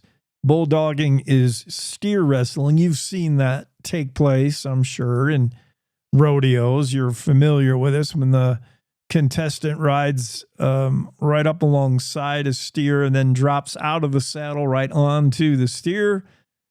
Hopefully right there behind the horns, not on the horns or not too far down the back, but hopefully you drop right in there on the neck and then you wrestle the steer to the ground. It's steer wrestling, bulldogging, and that horse that gets you in position is unique. You need a horse that's obviously got some closing speed. You need a horse that's not afraid of cattle. In fact, seeks them out and wants to put you right in position. A special kind of horse that does that. Tatum was looking for one. He had lost his old horse. I'm not sure what happened to it. I can't remember. His old horse died of a rattlesnake bite. So Tatum Hansen's experience with horses is not going too good lately. His old bulldog and horse, Moon, died of a rattlesnake bite back in Glendive, Montana. And since then, Tatum Hansen's been looking for a new bulldog and horse. Well, his buddy Reno Ward said, I think I might have one for you. By the way, Reno, and this is just an aside, has nothing to do with the story, but Reno Ward happens to be the son of Daryl Ward, who is the star of Ice Road Truckers, the History Channel series. I've seen a little bit of that. I watch, the Ice Road Truckers, and there's also a game called like Winter Driving Challenge. It's like a video game. And I think, you know what? That's too close to everyday me. Like, why would I watch Ice Road Trucker? Ice Road Truckers is what I did yesterday and the day before and the day before that. I don't need to watch it on TV. I need to escape from that every once in a while. So, yeah, I am Ice Road Trucker. I had the pick 'em up truck out the other day. I got my snow tires put on. Got the studded Hakkapelitas going. Let me tell you, them Swedes know what they're doing. That's a Swedish tire, right? Am I right? Nokia Hakkapelitas. How do you spell Hakkapelita? We're going to talk with Aaron Turpin, our automotive specialist, tomorrow. I had him scheduled for today, and I had to bump him because we got a chance to get Rod Miller. Rod Miller sobered up. He's off his driving lawnmower, and he's ready to talk to us. So when you get Rod, you better get on it. We're going to have Rod Miller at 8:30 today, about an hour from now. So Aaron Turpin, I had to move him to tomorrow. Hopefully he can do that. And I'll ask Aaron what he thinks about the Hakkapelita, my favorite winter tire. Everybody has their favorites. Bridgestone Blizzak, is that the one you like? I don't know. Everybody has the winter tire that's done well for them. Finnish, they're from Finland. Okay. Hakkapelita's Finnish. The fins know winter. Let me tell you, the technology in this tire, it is the best winter tire, in my opinion. How did I get from winter tires from my story on the dude that drowned his horse in the pond? This so often happens. If I had a show producer, they would keep me on task and make sure I didn't, they'd be waving at me in the mirror across, you have the window across into the engineer's room. They'd be like, "You're digressing. You're talking about winter tires. We were talking about, I don't have nobody to do that. So I follow my train of thought wherever that train goes, and it's often off the track." Oh, ice world. Yeah. All right. So Tatum Hansen finds a horse thanks to Reno Ward. I love the names in this story. These are the names you would make up if you were writing a Western romance novel, right? If you were like, who's that one? She pumps out like one a month of the hunky cowboy meets. Yeah. And these are the names you would make up in a fictional Western romance. Tatum is the lead star. He's the high school rodeo star up there in Montana. Tatum, who is apparently reckless with his horse ownership. He had one die of a rattlesnake bite. He just drowned another in a pond, allegedly. But the women go crazy for him. Tatum. And Tatum's sister is named Tara. Terra. And then he finds the now deceased horse from a guy named Reno. I mean, these are names you can't make up. Well, you can make them up. They sound made up. So Tatum, whose old bulldog and horse dies of rattlesnake bite, is looking for a new one. Reno says, "Hey, I got the horse for you. I think he'll work out." So in May, going back last May, Ward and Hansen get together and they find this horse. They test him out. And from the first time on him, Tatum, by the way, said he named the horse Red. He said, "Whoa." I was like, "God dang, this thing's a fire rocket," Tatum said. He's got a big motor. So I called Reno. I said, "Yeah, this is exactly what I need." Red showed exceptional acceleration and closing speed on cattle. Exactly what you need for a good bulldog and horse. Tatum Hansen said he pinned his ears back, just blew by him. I was eating cattle up, and it was like, holy cow, we got ourselves a diamond in the rough here. So Tatum was all about his horse Red. Thought, yeah, this is going to be my new bulldog and horse. Meanwhile, he takes Red out in Powell County, Montana in June 11th. And he's moving cattle up there near the Deer Lodge, Montana. He's on Red. He's got some other cowboys. They're pushing cattle. And it was becoming hot that day in June. It was getting warm. So he said to cool off, he swam Red in a pond. And he said he did fine. In fact, not only did the horse not appear afraid of the water in the pond, he said it was kind of like nothing I've ever seen before because he acted like a big water bug. He was loving it. So they push some more cattle. It gets hot again, and he swims them in a second pond. And again, the horse shows every indication that he loves it. Swims around. He's just loves it. And they get to the third pond. Third time lucky, not this time. And Tatum said, I don't know what happened. Panic set in, and this horse starts going crazy.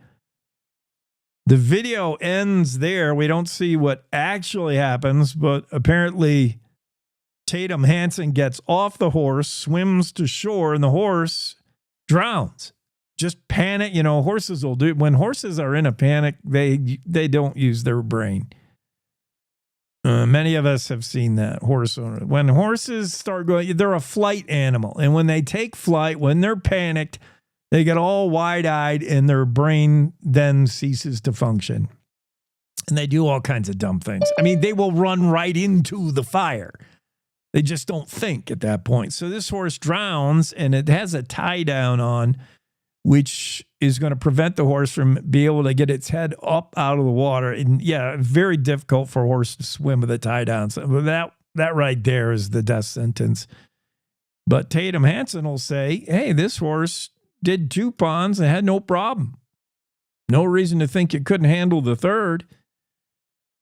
So the horse drowns, and Tatum didn't exactly take it too hard. According to his sister's video, he and his buddies are kind of yucking it up, making jokes, and they drag the horse out of the pond. And Tara was incensed. Tara, I guess, not a big fan of her brother. She posted the video on Facebook. She was told to stop posting things. She was given a restraining order against her brother, which included indirect contact, which authorities say also means Facebook commenting. She made a Facebook comment about her brother saying disgusting.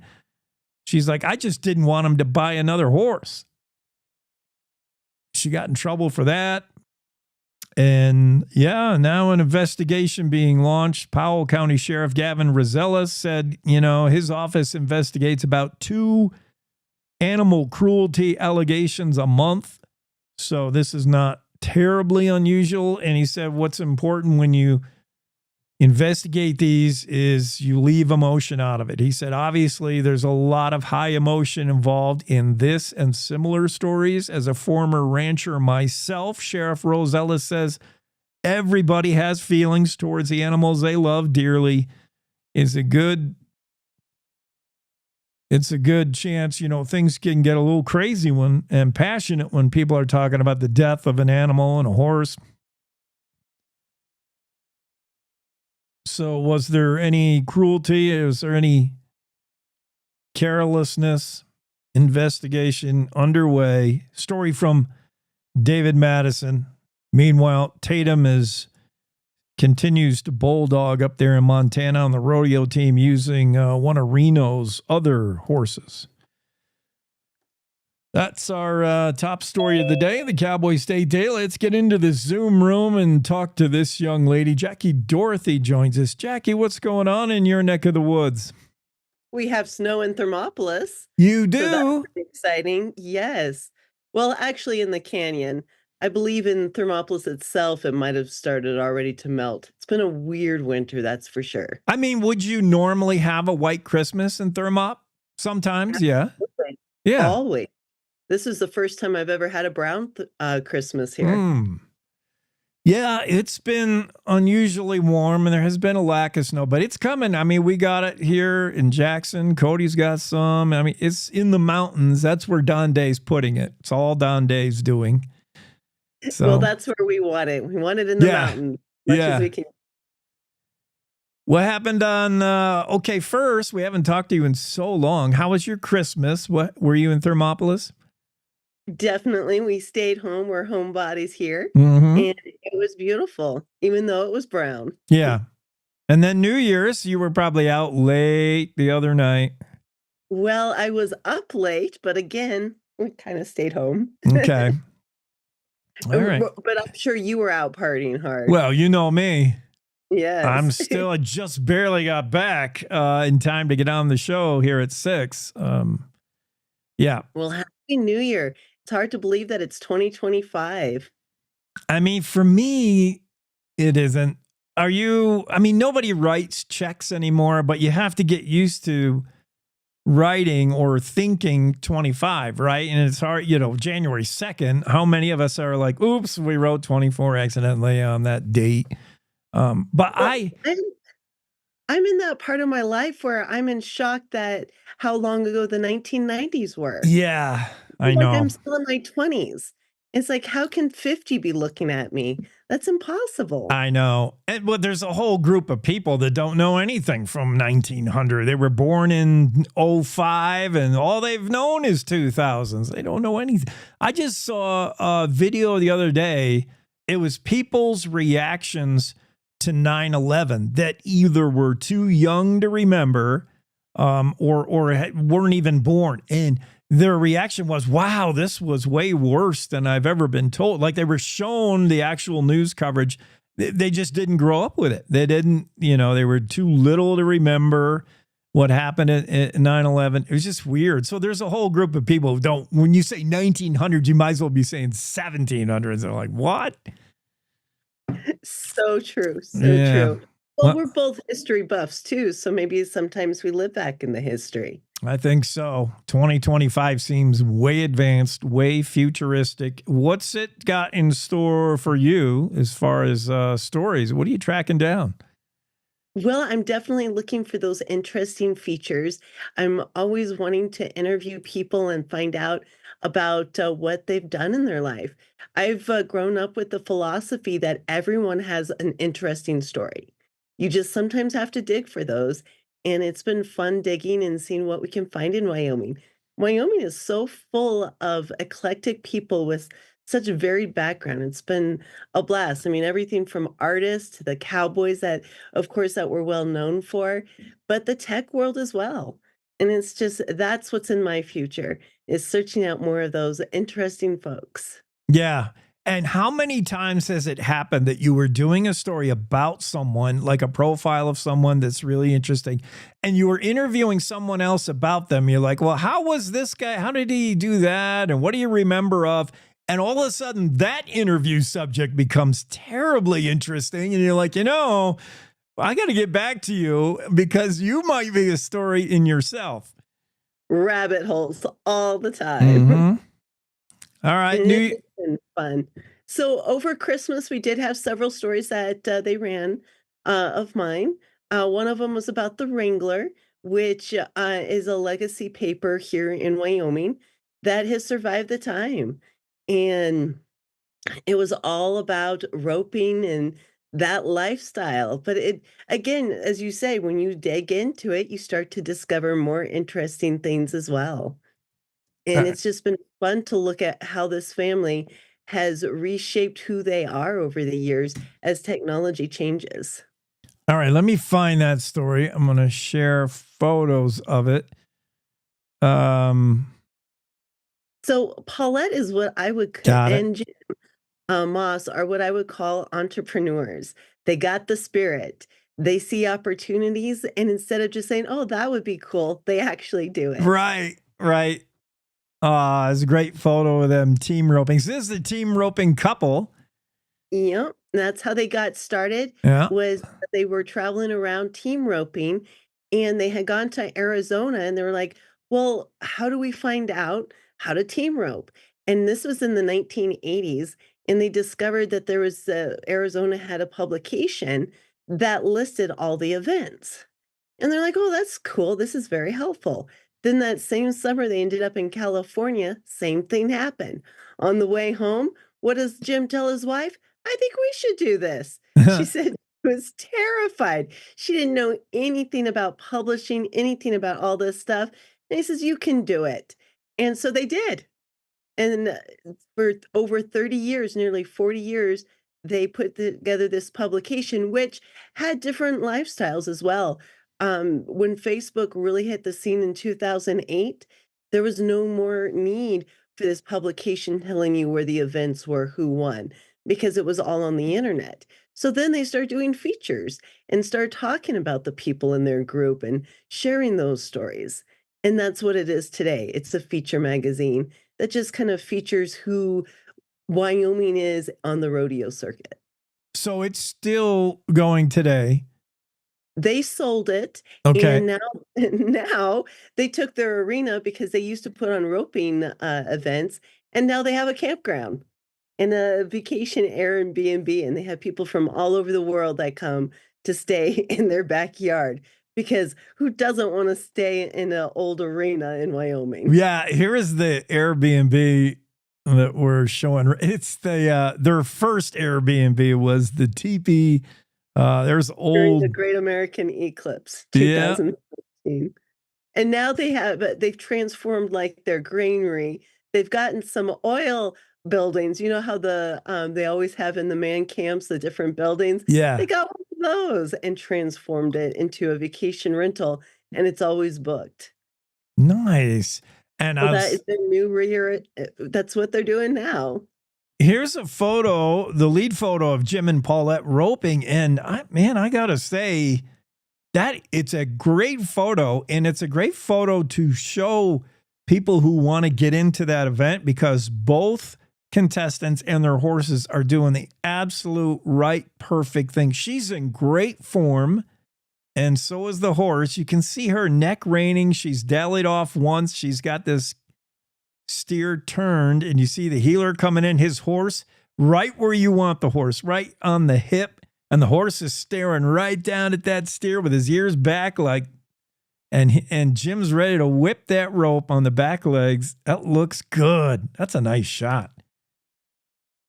They definitely loved roping. Wow. And if it wasn't for health issues, I think they'd still be doing it. Well, they look pretty good at it. All right. What else happened that we missed over there? I don't remember even seeing that story. I'm glad you pointed that out. That's December 20. Well, Christmas Day. I must have been opening presents. I think that would be more important at this time. Well, that's why we get a chance to visit, to kind of look at these stories and make sure that people are aware that they're even there. Yeah. So another one that was fun, we were talking about history. And so here in Thermopolis, the local Pioneer Association and the Hot Springs Historical Society are working on a sign. It's like, okay, you're working on a sign. What is it about? It's the ferry crossing. And I think that what's important for people to understand is what our ancestors did, what these pioneers did. Over 100 years ago, in 1905, there was no way to get into Thermopolis without fording the river. And we have the Bighorn River that runs through this area. It's not just a little creek we're talking about. That's a river. It is a river. And so as I dug into this story, that because what they're doing is that they're doing the sign for the river crossing. But one of the things that they discovered is nobody knew the sign was there. So they're making awareness of it. But it's like, what's the importance? Why care about this river crossing? Because it was dangerous. It required a ferry. Even the ferry itself could be dangerous. It was known to break its moors and float down the river. I mean, you don't think of these things as you're just driving every day, sometimes several times a day over the bridges in Wyoming, that those actually were hard fought for. They had to lobby for them, they had to fight for them, and they were expensive back in those days to build. And it wasn't something that they just went out, oh, here's some sticks, let's build a bridge. And so that's been a fun story. I did uncover some stories, unfortunately, of tragedy of people using a ferry and not knowing how to use it, but also of a young man that here's the ferry, but I'm not going to pay that exorbitant price of 10 cents to cross. And he decided to cross himself and lost his whole team and his wagon and nearly drowned himself. Yep. We have a famous ferry crossing of the Snake River here in Teton County. It's on the National Register of Historic Places. It's pretty famous. All the same things. Almost every bridge today over a river in Wyoming was originally a ferry before you had the technology and the money to build the bridge. You had the ferry first, and every ferry crossing has all kinds of stories of stuff gone wrong. And yeah. All right, that's pretty neat. How many stories can you get out of that canyon, Jack? Every time you go into Wind River Canyon, you've got another neat story. The train through it, the ferry crossing. Every time you go into that canyon, you get into a new news story hole. What did we talk about? The rabbit holes? Mm-hmm. I was doing a story about stagecoaches and discovered that as they came down Devil's Slide, the adventure wasn't over. So there was this really dangerous, and I'm illustrating it because it was very section. But as they came out of coming over the Copper Mountain area here in Thermopolis, they would emerge and then they'd come to the Bighorn River and have to cross that. So this family that had the lease for their cattle are the ones that built the ferry. So it was private enterprise. And again, I think I also like entrepreneurs. And it's fun to look back and see what people did. to build up our area. Nice. Jackie Dorothy, always working on a profile of whoever in Wyoming is interesting. And it could be anybody, everybody, maybe. Everybody has a story. You just sometimes have to really dig hard to find that interesting story, that one that just like suddenly grabs you and you're like, you did what? Where were you? Yeah. I mean, we have Olympic stars. We have, I mean, when you think about the super athletes that live here, but also the authors. I mean, when you think of per capita, we have some great authors living in Wyoming. Yeah. And I think, still today in 2025, how far removed to early days of the pioneer spirit, but I think today still there is DNA in Wyoming people from the original folks who came out west. Like, think about what it took as a mindset when you lived generations. We've always been in Philadelphia, but you were the black sheep of the family says, Philly's not for me. I'm going to seek my future. And you went out and just left the state, left the whole eastern half of the U.S., and you went to Wyoming. You had a pioneer spirit. That spirit then is passed down to your kid and their kid, and it still remains in Wyoming in 2025. So many of us here have that spirit that got us here back when. Exactly. And that, what you're saying, that close connection we have, my grandmother, not my great grandmother, but my grandmothers were both born in the 1910s. And we're talking about that. That was still when highway robberies were happening in Wyoming. That was still when Wyoming was an untamed wilderness, separated from the rest of the world. I mean, as the rest of the world's getting cars and modern technology during that day, we're still stuck where we're having no electricity. And there's still places like that. I mean, some Yeah. people might embrace that lifestyle willingly, but it is amazing to live in this state and know how close we are to our history. Some would say in 2025, Wyoming is still way behind the times, but I wish we were even more so. I don't mind living in the past at all. New Year's resolutions for you, Jackie? You do those things? I do a word. That's what I normally do. What's your word of the year? Perseverance. Okay. And I think that summed up everything. Just keep going forward. Just keep seeing where the road takes me. All right. Press on. Yep, press on. We There won't we go. keep you from that task. Thanks so much, Jackie, for sharing your morning with us. Thanks, Jake. All We'll see you right. next. Cowboy State Daily's Jackie Dorothy, always ready to highlight some interesting story about Wyoming people. You may not think you're a newsmaker, but Jackie might find out a way that you are some kind of newsmaker and why your story might be important to the rest of the state. Interesting people throughout the state of Wyoming, and Jackie Dorothy will find out the whys and hows of what make you interesting. Let's take a quick break, and then we'll get to the top of the hour and reset for the 8 o'clock hour. A lot of guests coming up next hour, including our own Rod Miller, who, if you haven't seen the video, we'll tee it up for you next hour. You got to see what Rod did the other day.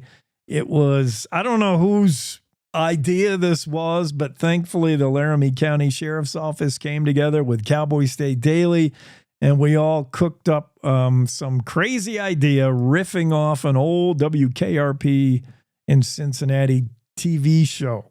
Yeah, it'll all make sense when we tee it up for you, but you'll see. Yeah, let's get to Riley Strand. Riley is in.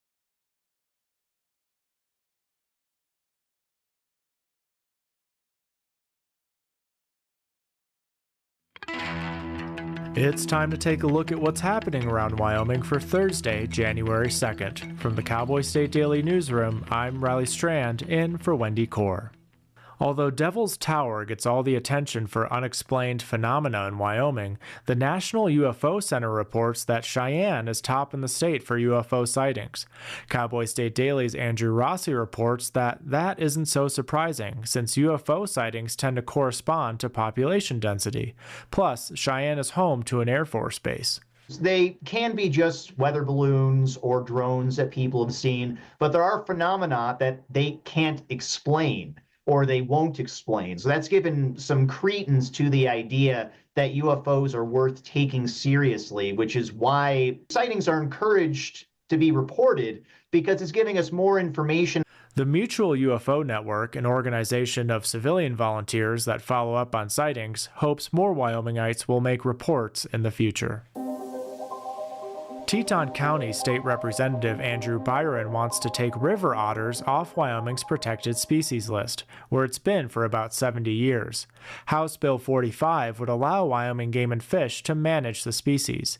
Cowboy State Daily's Leo Wolfson reports that while Byron believes the otters have rebounded, otter experts disagree. What's interesting about this bill is that it wouldn't necessarily immediately open up the door for hunting or trapping of otters. It would, however, basically allow game and fish to potentially manage the species for hunting someday, since it wouldn't be a protected species anymore. That's what has some otter advocates concerned, is that possibility down the road. In their mind, the species is really still recovering and is not where it needs to be. The bill will be considered in the upcoming legislative session, but Wolfson reports it's too early to say what chance the bill has of passing. Two men searching for Bigfoot were found dead in a remote part of Washington state after a 3-day search and rescue effort to find them. Cowboy State Daily's Mark Hines reports that a Wyoming archaeologist finds their deaths especially tragic because logic rules that Bigfoot is not out there. They were going to go find Bigfoot in the Washington mountains. And when they failed to come home on Christmas Eve, after 3 days of searching, they were found dead from exposure there in remote Washington state. So I talked to a guy here, actually an archaeologist I know in Wyoming, who he's a Bigfoot skeptic. He does not believe in Bigfoot. And he said the biggest thing you got to watch any time of year, especially in the winter, is the weather, because it can turn on a dime and it can go from being okay to killing you. There have been reported Sasquatch sightings all across the United States and Canada for decades. The dense forest in Washington's rugged Cascade Sierra Mountains are said to be Bigfoot's favorite hangout, with the most reported sightings. I'll be back with more news right after this. Looking for a way to earn money for college while making a difference in your community? Join AmeriCorps Vista with Serve Wyoming. Vista members help tackle challenges like affordable housing, food insecurity, and poverty across the state, all while promoting volunteerism. No experience? No problem. This is your chance to help Wyoming, your community, and your country grow stronger. Serve Wyoming is placing vistas at the Lander Free Medical Clinic in Lander. Enjoy benefits like a living stipend, health insurance, childcare, and even college scholarships. Apply now at servewyoming.org. A video of a horse drowning in June that resurfaced last week has caused outrage and has led to an investigation by a sheriff's office in Montana. The horse was purchased in Cheyenne for competing and taken back to Montana by college rodeo rider Tatum Hansen. Hansen found the horse with the guidance of Reno Ward, a star of the hit History Channel series Ice Road Truckers. Ward was riding the horse in the video his sister Tara posted to social media. On December 26th, that video surfaced on social media. Since then, a dispute between a brother and sister has made its way onto the internet. The sister wound up in jail after allegedly violating a restraining order, and there's still a lot of hard feelings. It's risky business when you take a brand new horse into a body of water. One of the experts that I interviewed said it was highly plausible that this was an accident, but perhaps the owner of the horse should have considered all the circumstances before getting into the water. Complicating all of this is the fact that the horse swam great, reportedly, in the first 2 ranch ponds that they encountered that day, and it just didn't end well for him at the 3rd pond. The Powell County Sheriff told Cowboy State Daily the office will continue to investigate the drowning without emotion, based solely on facts. And that's today's news. Get your free digital subscription to Wyoming's only statewide newspaper by hitting the daily newsletter button on cowboystatedaily.com. I'm Riley Strand for Cowboy State Daily.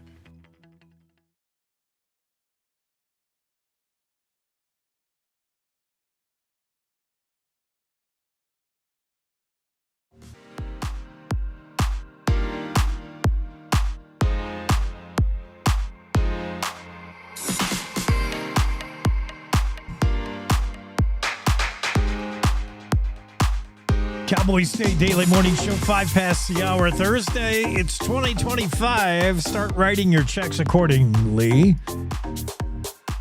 Does anybody even have a checkbook anymore? Like, I'm doing all Venmo and Zelle. And there's PayPal. There's cash. When's the last time you used cash for anything? I was in Du Bois at the gas station the other day. The Du Bois gas station that has the jackalope out front.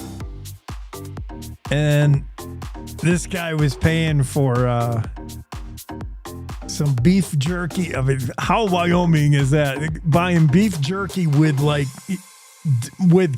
money. And I'm like, it just holds everything up so long. The guy, he's counting out 1, 2, 3 single dollars. And then he's got 48 cents. Well, I got, there's 25 and a dime. And I'm just standing behind this dinosaur of a guy. I'm like, who even has 48 cents and change? Right? It's the greatest scavenger hunt of all time. Produce a dime right now. You, wherever you are, show me a dime. How long will it take you to find a dime? I can't even think of where I would go. Like, I have no change. I have no reason to even have change in my possession. I'm certainly not walking around with it in my pockets.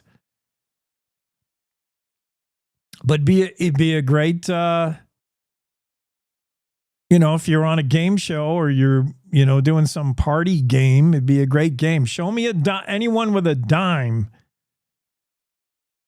If you were looking for like 3 contestants for something, you'd be like, anyone with a dime. Well, you'd be waiting a long time. It'd be crickets. Where's my crickets thing? Show me a dime. No, not that. Where's the crickets? Anybody here's your crowd talking. Okay, please, we need 3 contestants for this game. Here's how we're going to choose the 3. Produce a dime. Nothing. This guy's got 48, let's see, 46, 47. And I'm like, come on, Pops. I'm just trying to get out of Du Bois and get back before the storm hits Togety Pass. And he's counting out his 348 for beef jerky. How did I digress into that story? Oh, writing 2025 on your checks. Nobody writes checks anymore. The only people who take checks are my landlord. He's like stuck in the 1800s. I said, make sure your check is in the box a day before the beginning of the month. I'm like, when are you going to finally go to Venmo? Like, get with it. Nobody handles money. Nobody writes checks.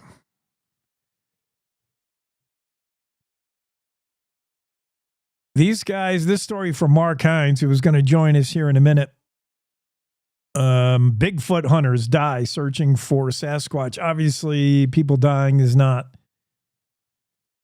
anything we should make light of or find entertaining. It's just the whole idea of searching for Bigfoot that's entertaining. Zach says good morning. Hi, Zach Lynch. Kimberly from Casper Mountain joins us. Good morning, Kimberly. Daryl Orr says he agrees with Don. What did Don say that needs agreement? Oh, the refiner in Sinclair?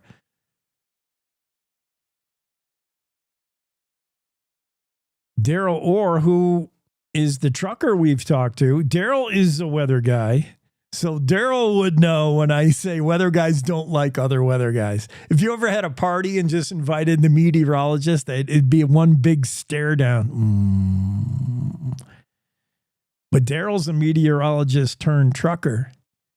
And Daryl says he agrees with Don that the webcams are showing the glowing taillights reflecting in ice on the webcam lens. We're expected to believe that before we're expected to believe that Sinclair Refinery somehow opened the gates to hell.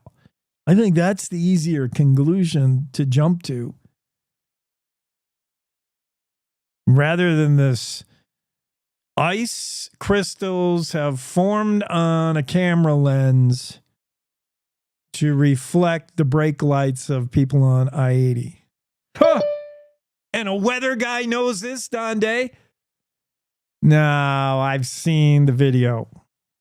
Those are the gates to hell. It's quite obvious. Into the Zoom room, Mark Hines joins us. Let's get there and talk Bigfoot with Mark Hines. I think that's where we're going first. Before we go to Sasquatch, though, Mark, I'm looking at the webcams from YDOT of the Sinclair refinery, and I'm pretty sure those are the gates to hell being opened. The portal to hell, the fire. Don Day says it's ice reflecting, but videos can be deceiving, especially videos of like Sasquatch and Bigfoot, right? Did you see the video? Well, you must have. It's in your story. The video of Bigfoot purportedly running across the Wasatch Front there. Yeah. That was last year or the year before. What is that? Who knows? I mean, it could have, it could have been a Sasquatch, or it could have been a light anomaly, or it could have been, it could have been a piece of debris on the camera lens. You never know. It could be like a fly walking across the. Who's I forget the name of the comedian. I believe he passed away, but he said that the reason we never have any clear images as a Bigfoot is because he's blurry. Bigfoot is blurry. Bigfoot is blurry. I always thought that was pretty funny. Like by nature, that's his I can't look. remember that comedian's name, but that guy was hysterical. Now that's pretty funny. Bigfoot is blurry. God, let me get him better in focus. No, you can't. I mean, that's what he looks like. These two guys went on a search in remote Washington State looking for. It might have been fun and games when you gear up and start out, but it's winter out there, man. Yeah, and it's too bad. It's tragic. It could happen to anybody doing anything this time of year. You don't necessarily have to be looking for Sasquatch. Of course, I mean that if Sasquatch is real, if they do exist, that's supposedly where the highest population of them, or where the most sightings are in this part of the world. So, I mean, it was logical on their part that that's where they'd go. But I mean, who knows what happens if they didn't have the proper gear, or a storm came in on them too suddenly, or it's just sad, But yeah, it's like my friend said, man. The winter can, especially in the mountains, the winter can change on you. Blink of an eye, or the weather can change on you in a blink of an eye. There you are, And that's the takeaway to the story. Now, the eye candy, what the clickbait of the story is, Bigfoot hunters die searching for, but the takeaway is, no matter what you do when you head out into the woods, especially in winter, is you got to be geared up, because unlike Sasquatch, Yeti, or Bigfoot, your ability to survive in the wild in winter is limited.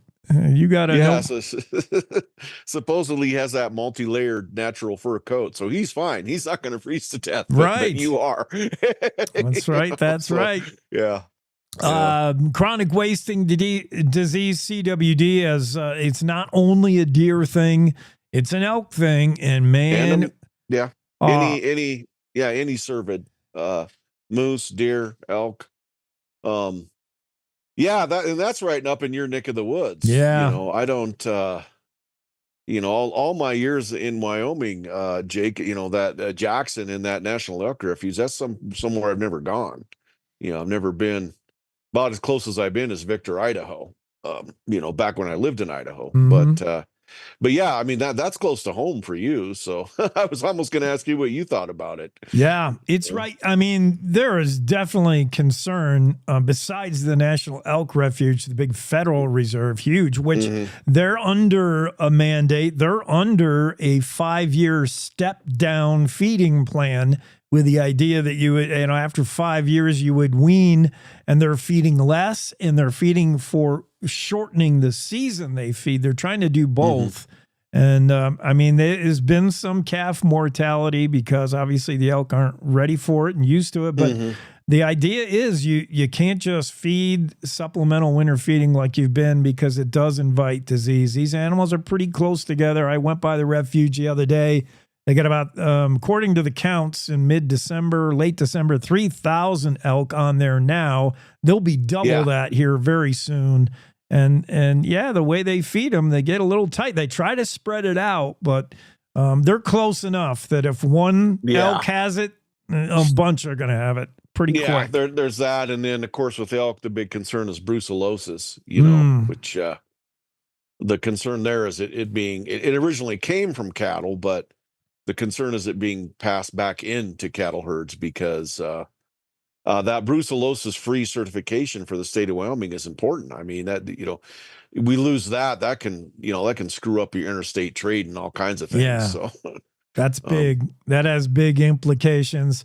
Let me ask you this. As a hunter, Mark, and you quote Josh Coursey in the story. Josh has said he's harvested a deer that tested positive for a CWD, but he consumed it anyway. There's no case ever been recorded of that jumping to humans, but I saw what happened in Wuhan, and I'm not eating any deer infected with CWD. Are you? I don't, you know, Jake, it's been around long enough, and I've killed and eaten enough deer. I probably already have. You know, it's just like West Nile virus. I bet you know, most people that get West Nile are asymptomatic. So I'll bet you dollars of donuts, as much as I've been chewed on by mosquitoes, I probably had West Nile at some point. I mean, and I don't need to be dismissive or flippant about those things, but yeah, I mean, it's one of those things that they say it. People who say I wouldn't feed it to my kids, and the reason being that supposedly if it were to manifest in humans, it's something that would take years and years, maybe decades to develop. So, you know, if a guy my age eats it, I might die of natural causes before it manifests itself. Whereas if I feed it to my, you know, if you feed it to your 5-year-old grandkid or whatever, they could hit middle age and all of a sudden have this god awful degenerative nervous system and brain disorder. You know, that was because of a piece of deer meat they ate, you know, what that grandpa gave them when they were 5. But again, as you said, there's been no documented case of it jumping to humans. So, well, I you know, but it's the consequences of it doing so are spooky. So, I mean, when we're talking about CWD, we're talking about something that's plausible, that's believable, realistic. Your other couple of stories I want to get to, and I know your time is limited, are the 2 stories I swear you were just making up out of thin air. Are you kidding me? Orca whales are like beaching and swallowing up moose? Come on. Yeah. No. Jake, my youngest son, my 24-year-old told me that, and I said, "You're making that up." I had the same reaction you did, so I looked into it. And it's like, by golly, it does happen. I guess it's not super common, but it does happen. And what'll happen is these moose. I mean, obviously not in Wyoming, but you know, the coastal moose, Pacific Northwest or up through Canada and into Alaska. You know, they'll see something on an island they want to go to, or they'll, you know, try to get out into those aquatic plants they want to eat, and they'll be swimming, and by golly, you know, orcas are opportunists just like any predators, and they figure that looks tasty, so they'll go for it. And so yes, there has been documented cases of orcas gobbling up moose. So I mean, so weird. I mean, yeah. You think the moose in Wyoming have it tough trying to dodge the wolves and the grizzly, but out there, out of the Pacific Ocean comes the top of the food chain. So weird. About as weird as believing that the ground squirrels in California are hunting and eating meat. Another crazy story. That didn't surprise me. I mean, I've known for a long time that rodents, squirrels, ground squirrels, prairie dogs are cannibalistic. I mean, I've seen them eating on each other's carcasses a few times, so that didn't surprise me. All right. You've never seen that? You've never seen ground squirrels or prairie dogs gobbling each other and up? I hope to never see that. No, I have not. It's not a pretty sight, but they, you know, whoa, they do. We've entered the twilight zone. Yeah, when that happens. Yeah. Oh, yeah. They, but no, I mean, I guess the twist here is that these ground squirrels are actually hunting the voles. They're hunting them down and killing them and eating them. which again isn't really super surprising. I mean, squirrels are all animals are opportunists, and squirrels. I don't know about tree squirrels whether they do it. Then we're talking about ground squirrels here. Yeah. But I imagine tree squirrels might eat meat if they get a chance. So think about that next time you see a cute squirrel in the park. Maybe he's eyeballing you, Jake. Maybe he's thinking he could get a chunk of your calf meat or something. Sizing me up, licking his chops. I don't know, man. I'm afraid to read any story bylined Mark Hines right now because I don't know how bizarre we're going to get from Bigfoot to whales eating moose. Like, come on, dude. And then finally, the one last story. There's any horse owner will tell you there's no more effective alarm clock than getting that phone call from the sheriff. Your horses are out. And you're like, oh my God, you're up and getting dressed so fast. How about the phone call when you're ice fishing? Your friend calls you and says, dude, you're floating away. Wow, that's disturbing. Was funny. Well, think about the poor dude that woke up and looked out the window of his tent. Yeah. Very strange. Yeah, that's it's funny. It turned out to be amusing, but it could have been horrible. I mean, if the ice had broken in a different manner, his tent could have gone in the water at 3 a.m. And it would have been an entirely different situation. As it was, the ice broke in such a manner that he just, he kind of drifted off in the night and then woke up and, I mean, that's I'm glad that it turned out to be a funny story, not a tragic one. But definitely. Yeah, you're right. That must have been a hell of a phone call to get. That story, December 30th, about the ice fisherman on Ocean Lake who, kind of broke free and was out soloing on his own iceberg. Yeah. Mark closing out 2024 with a pile of unbelievable stories. Your New Year's resolution should be write stuff that we can actually believe might be real. All right. Okay. I'll try. Thanks, you Mark. Have a good one, Jake. You Bye. too. Mark Hines joining us, Cowboy State Daily. Yeah. Those his latest batch of stories, one crazier than the next. Bigfoot searchers, 2 of them die in a Washington forest just the day before Christmas. They were found as they just died of the elements going out in search of Bigfoot. But the whole thing has got us thinking Bigfoot. Here's the video I was talking about of Sasquatch. Let me see if we can watch it full size here. Well, that's too big because it's really hard to see, but when you do see it, I mean, this is something. It's not nothing. Then vertical up the steep, snow-swept mountainside. Yeah, the guy narrating it sounds like he might be AI. I don't even think it's a real dude. But this happens. This is captured by Spotting Scope. Rocky Mountain Sasquatch Organization shares with us, and I'll make it big here so we can. Oh, whoops! I messed that up.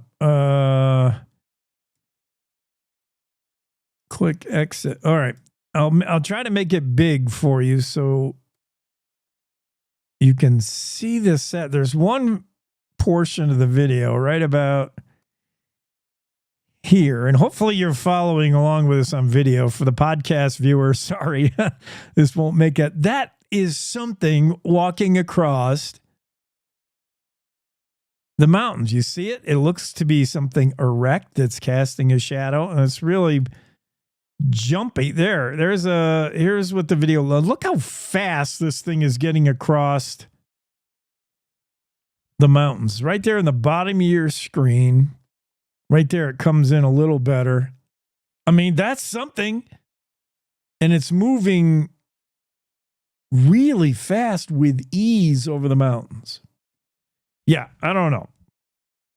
I think there's something going on there with the whole Sasquatch. But that story, including just anytime you have a story about, the elusive Bigfoot, you got to wonder whether it's real or not. Mark Hines, beginning with his story about the Bigfoot hunters who died in search of Sasquatch, and the men, their names were not released.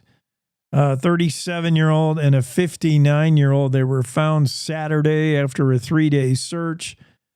They were from Portland, Oregon, these men.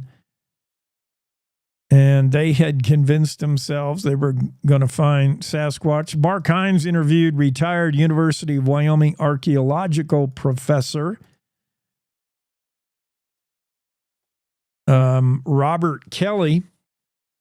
And Kelly said, people have convinced themselves there's something out there, but logic rules that there's nothing out there. Well, I wouldn't say nothing, but there might not be Yeti. It's just sad that people died chasing something that isn't there, Kelly said in the story with Mark Hines. Here's Mark talking more about the story of the two men in search of Sasquatch who were found dead last week. Two men searching for Bigfoot were found dead in a remote part of Washington state after a 3-day search and rescue effort to find them.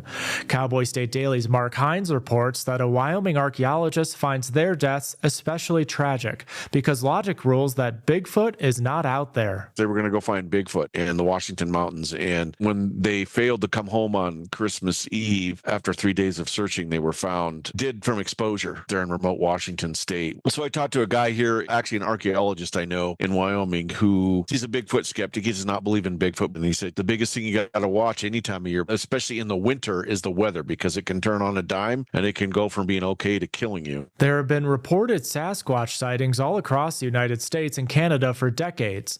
The dense forests in Washington's rugged Cascade Sierra Mountains are said to be Bigfoot's favorite hangout, with the most reported sightings. Yeah, unfortunately for the two men, obviously. But yeah, the takeaway is anytime you go into the wild, into the outdoors in winter, out in the West, you've got to be ready, properly geared up, prepared to spend time out in the winter. That's the real takeaway. Make sure you're prepared to go out into winter, and not just for, sledding for 45 minutes or outside waiting for the bus. I mean, you're going to be out in winter for days.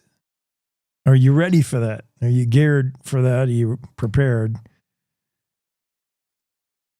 That's the real takeaway, the real lesson there in the story from Mark Hines. We're going to get our own columnist, Rod Miller, the most famous, illustrious Rod Miller, who took place in our little experiment, WKRP in Cincinnati inspired test, as we were heading into New Year's at the time. This story came out December 31st.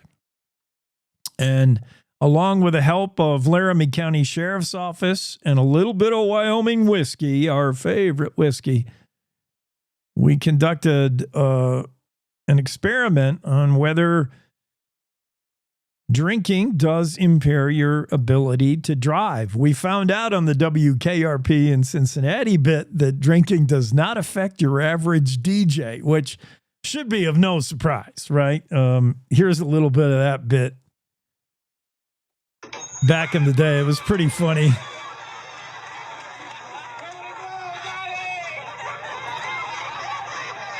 And what's happening in this segment, in case you weren't alive then or you don't remember the show, is Johnny Fever, the DJ, after consuming shot after shot, and he's being the Ohio State trooper there, is conducting the test, and Johnny Fever's like excelling. He's getting better as the test goes on, and it frustrates law enforcement. They're like, well, this shouldn't be happening. Not time yet. I am ordering you to have another drink. It just doesn't turn out, the way it's supposed to, because Johnny Fever's tolerance for alcohol was through the roof. And despite what should have been a degradation of his skills, Johnny Fever just got better and better at the test. We thought the same would happen with our own Rod Miller. We thought, you know, if you're going to do some kind of drinking thing and you're going to involve Rod Miller, he's going to do better as the shots progress. I was pretty sure. I was rooting for you, Rod. I thought, man, this guy is going to pass the test, which involved riding lawnmower. Get the sound going, Jake. Oh, you can't get this. I hear you. You hear me? I can barely hear you, but we'll. All right, turn yourself up. I'm up as high as can be tolerated. Okay. Here we go.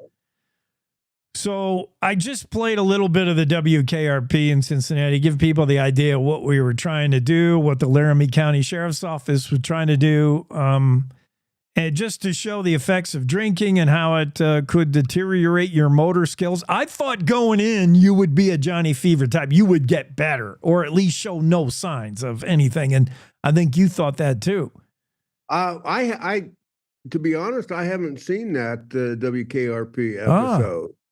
So, but it's television, you know. You can make anything you want happen on television. True. We did ours live with real whiskey in front of real people. So, but yeah, I thought I would have done better too. I didn't plan on hitting any cones.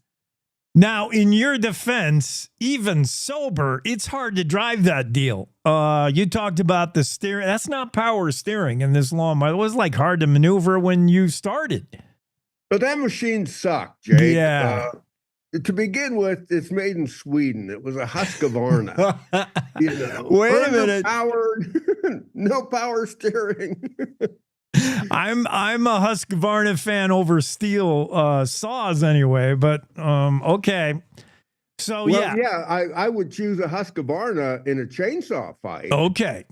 But not in a lawnmower Grand Prix. Gotcha. It did not maneuver well. It did not. But that created your baseline. So before you blew double zeros, you got on that thing and you did the course and you did it fine. So you were able to do it at one point, and then the Wyoming whiskey got flowing. And what happened? Yep, exactly. You know, what you saw in the video is exactly what happened. Let me share some of the photos. And by the way, please tell me, as a fellow journalist, cowboy, true Wyoming, how do you get a gig where you're paid to drink? I love this. Well, I don't know how the whole thing was set up. I think Sheriff Kozak and Jimmy cooked this up ahead of time, and then Jimmy just started scrolling through his speed dial, Cowboy State Daily reporters who might want to do this. And by default, it came to me. I can imagine that was a short search. You came up first on the Rolodex, and yeah. I think Claire would have done a better job. I think. Photogenic. She would have drove through that thing in reverse just fine. But did you realize, even when you were doing it, you went through the obstacle course and your first time sober, you did it perfect. You barely touched one of those things. And then by the end, we were 5 shots in there, you were knocking into them. Did you realize you were hitting them? Did you think you were just doing it great and got off it and said, "Hey, look how great I did"? What was your realization? I think after 5 shots, and these were Carbon County shots, Jake. Ooh. You know, 3 fingers in the bottom of a coffee cup. So after 5 of those, I just didn't give a rat's ass about the cones. I just wanted to get home and go to sleep like any drunk. 3 fingers in a coffee cup. Okay, well, that's a man shot right there. Yowza. And you were and I saw the one, they tried to put that breathalyzer in you, and you had a little Wyoming wobble going on. What happened in the aftermath? And then you got in your pickup and drove home? Oh, no. That the whole point of the thing was, if you're going to get hammered during the holidays, as a designated driver. So my son Isaac, drove me to the place. All right. And drove me home, because even I have better sense than to, let a bunch of cops watch you get plastered right. and then climb in your car and try and drive home. That's almost entrapment. I agree. Now, there's one point in the video where you see Sheriff Kozak tries to administer the breathalyzer to you, and there seemed to be familiarity there. He's like, Rod, you know how this goes. So was there any previous confrontations between you and the sheriff? He seemed to... No. All right, no familiarity. Like any good journalist / heartthrob actor. Yes. I did my research before the camera went on. So I knew, but he was supposed to give me the instructions, like take a deep breath, blow. Yeah. So I knew what was going on. In real life, Jake, I've never even sat in the back seat of a cop car. Really? Never, man. Well, I might have it. That was one of the rare times where I might have you beat there. I was able to enjoy that a couple times that I remember. By the way, you came up. We missed you at the big holiday party for Cowboy State Daily in Casper. Yeah. I was hoping to see you, but you did come up with Claire's kids, by the way. I was sitting with her boys. We were talking, and somehow you came up. I forget. Maybe we were talking about this event, but your name came up with the boys, and I said, hey, that Rod Miller's the real deal. Anybody who was cowboyed in Texas, and we can go through the whole long list of why Rod Miller is a living legend in Wyoming. But those kids knew too. They were halfway there, and I brought them across the threshold. They all had big eyes about Rod Miller. They're like, "Oh yeah, Rod Miller," and they had reverence, respect. And I said, anybody who is cowboyed in Texas goes right to the top of the list. And they said, "Oh yeah." They all agreed. Well, yeah, and bleep this out, when you edit this program, bleep it out. Those kids know me because for like a year and a half now, I've been trying to teach them all how to chew Copenhagen, unbeknownst to mom. And a couple of them, I think, are going to be pretty good at it. Yeah. So that's how they know me. Okay. Yeah, well, they did. They seem, they're brought up well, good kids. They respect They're great kids, respect great adults. kids. But yeah, they held you in high esteem, and I said that's good because Rod is right up there. Although hopefully they don't see any of this video where Rod riding a riding lawnmower after half a bottle of Wyoming whiskey was not at his best, but that was the whole point of the thing. A lot of folks think they're fine, but we find out no. They said they would have arrested you if this really happened in the wild. They're like, oh yeah, we would have taken him into custody. Yeah, and they would have, they would have been perfectly within their rights to do so, and then I'd have been on the phone to Cassie Craven looking for a good lawyer. Mm-hmm. There you go. Any New Year's resolutions other than no more riding Husqvarnas after some Wyoming whiskey? I make, like everybody, I make resolutions every new year, clean start, all that kind of stuff. Yeah. But the only hard and firm New Year's resolution I have is to have all my resolutions broken by 10 a.m. on January 1st. So again, mission accomplished. I don't even know if I'm awake 10 a.m. January 1st. But yeah, so you've shattered them pretty quickly, huh? Yeah. Most of us, when we do the diet ones, we get as far as maybe mid-month. But yeah, Rod, by 10 a.m. Jan 1 is done. Okay. Yeah. Anything else going on in your world?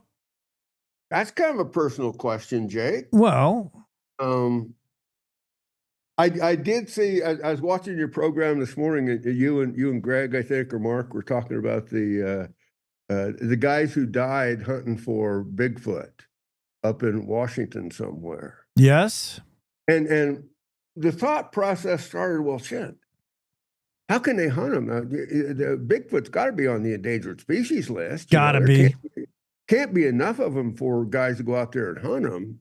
But then, in the best of all possible worlds, there would be enough Yetis out there to where they wouldn't be protected by the Endangered Species Act. There would be a huntable population, and we could all find out once and for all how those sumbitches taste. And you would, your biggest thing in life would be to draw the elusive Sasquatch tag. Did you draw your Yeti tag this year? And then it would become so ordinary. That would become the new Wyoming phrase at the diner in downtown Meeteetse. Get your elk yet? Get your Bigfoot yet? Strap, there would be Boone and Crockett record set for right. You'd have one laid out on the top of your Subaru Outback. I got my Ace out front. I got him. Yeah.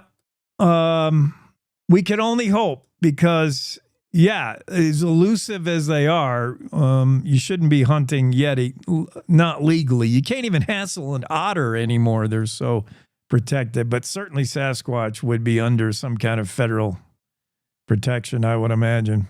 Well, man, a Bigfoot meat has to taste better than otter meat, for God's sake. That's like eating rats. Bigfoot meat would no. All right. I can see the wheels turning in your head, Jake. It's just wheels of disbelief that our Rod Miller segment, which didn't exactly start with the bar set very high. We're going, our special guest is a guy who rode a lawnmower drunk, and now we've gone to Bigfoot hunting. I mean, I don't know if we're trending in the wrong direction, but a good journalism lives, Jake. I mean, I'm trying to convince people like the governor, the superintendent of public instruction. I've got U.S. senators and House reps trying to get on the show. And if they see segments in me and Rod Miller, they'll go, no, thanks. Not enough. Well, but maybe it'll move the needle and they'll take the Bigfoot off the endangered species list. Could be. I like where we're heading anyway. Yeah. All right, Rod. Thanks so much. Well, belated Happy New Year to you, Jake. Thank you. Hope you have a good one. Same to you. All right, sweet. Okay, buddy. See ya. Rod Miller, who I'm going to play some of that video. Riley, hold on. Let me make sure I don't have any guests we got to get to. I forget. We're on this special edition Thursday. This whole week, every day is special because they're different. Okay, we got Renee coming up 9 o'clock, so we do have time to show this. Here's how it all went down. This is our own, I don't have time to show it all, so I'll skip around, but Riley Strand did a great job of the video segment of this. Leo Wilson did a great job writing the story up, and our story subject, Rod Miller, did a not-so-great job driving through the obstacle course after a few big shots of Wyoming whiskey. This is what it looked like and sounded like the other day. And keep in mind, yes, this video was done in a controlled environment to show you the perils of drinking and driving. Impaired Driving Awareness Month, which is the month of December. So, I have never had an officer of the law tell me to take another drink and go out and drive a lawnmower. That was terra incognita for me, and I kind of enjoyed it. Cowboy State Daily teamed up with the Laramie County Sheriff's Office to demonstrate the dangers of alcohol impairment behind the wheel. Keep counting. I'll tell you when to stop. 1007. What are you doing? The experiment involved a lawnmower, columnist Rod Miller, and copious amounts of Wyoming whiskey. Okay, Rod. Sam with the Sheriff's Office. Good to meet you. Good to meet you, right. too. So this device here is an intoximeter. So what we call a PBT, a portable breath test. So what it's going to do is it's going to verify that there's no alcohol in your breath. Go ahead and blow. Nice and steady, nice and steady. Very good. All right, now let's see the display here.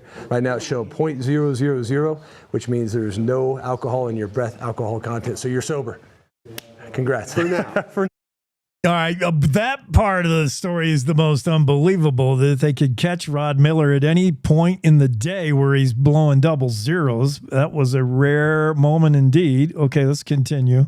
That will change. All right. You know, before I'd taken a drink, they breathalyzed me and did all this stuff. And then I went out and drove the course the first time, which, in my defense, it was the first time I'd driven the course, the first time in that machine. That steering that machine is really stiff. The accelerator is non-responsive. Do I slalom? So, yeah. So what we'll do is you'll start by the 3 cones here at the start box. Yeah. You'll proceed through. You will start on this side of this first cone. So when you come out, you'll kind of basically come this way, and then you'll slalom through. Okay. It's loose enough that it gives you a little wiggle room, but it's pretty tight for this machine. I don't touch it. Nope. Get as close as you can. Okay. To each of these, and then you'll be done. Okay, cool. Conditions are not optimal here at the Monte Carlo Grand Prix. Yeah.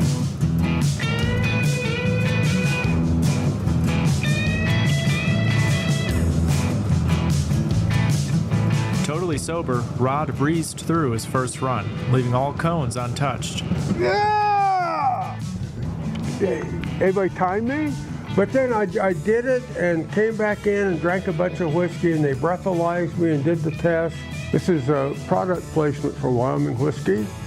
Ladies and gentlemen, I'm going to imbibe some Wyoming whiskey. And the stuff used to be like drinking jet fuel. It's really good now.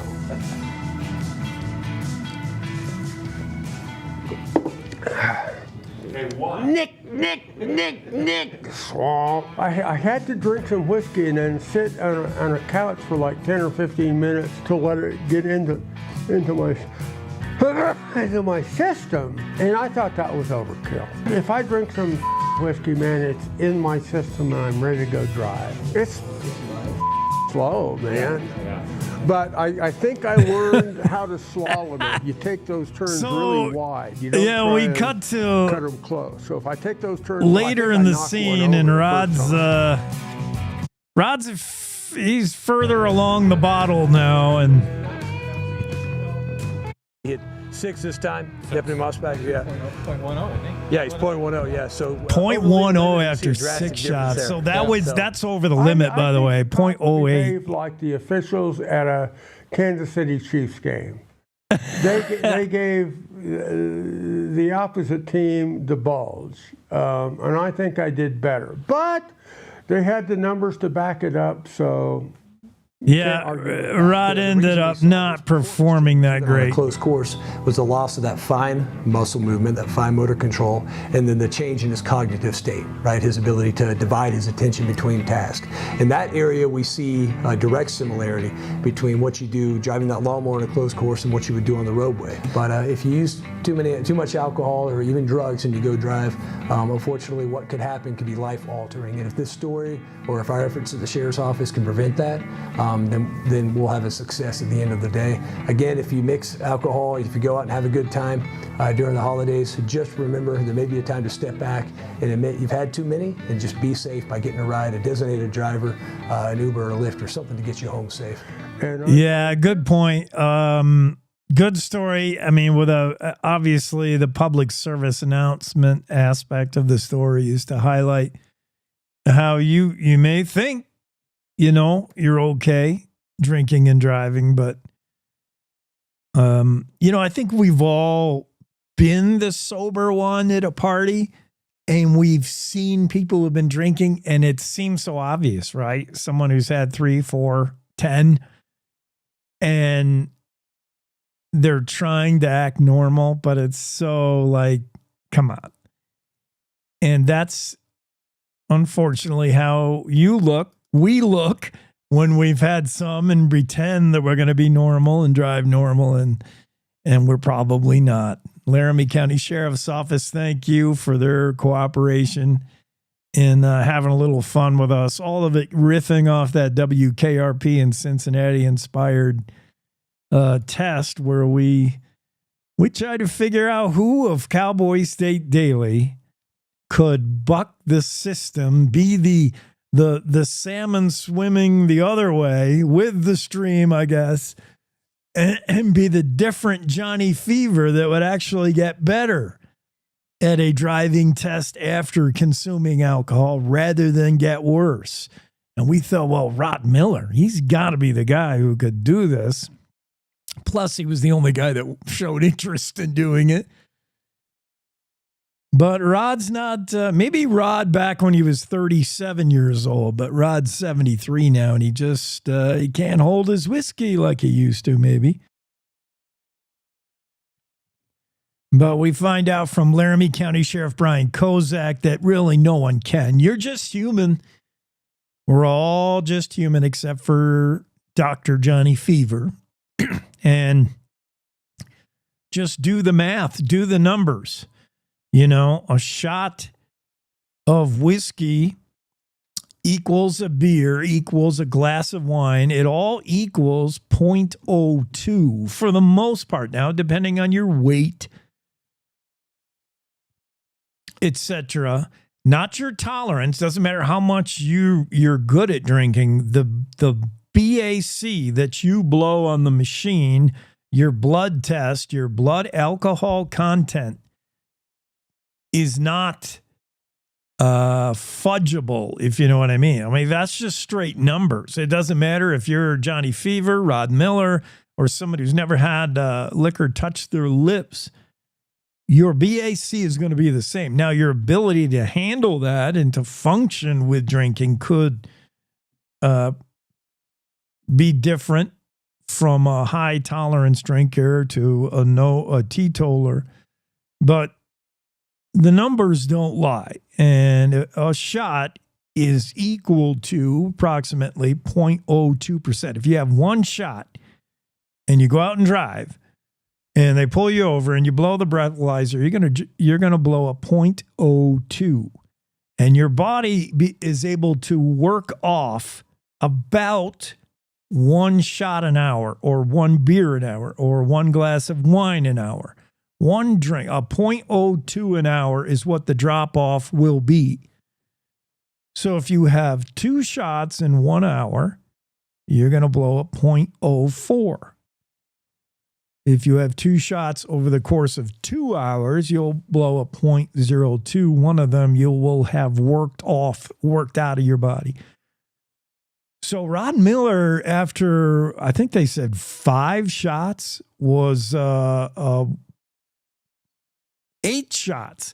Now, this is impressive. I don't know how long over the course of time this took place, but by the time he took his last run, Rod Miller was 8 shots deep and measured a 0.10, which by the numbers should be 5 shots, as I just explained it. For him to have 8 shots in him and still blow something as low as a 0.10, that must have been over the course of more than 1 hour, I would think.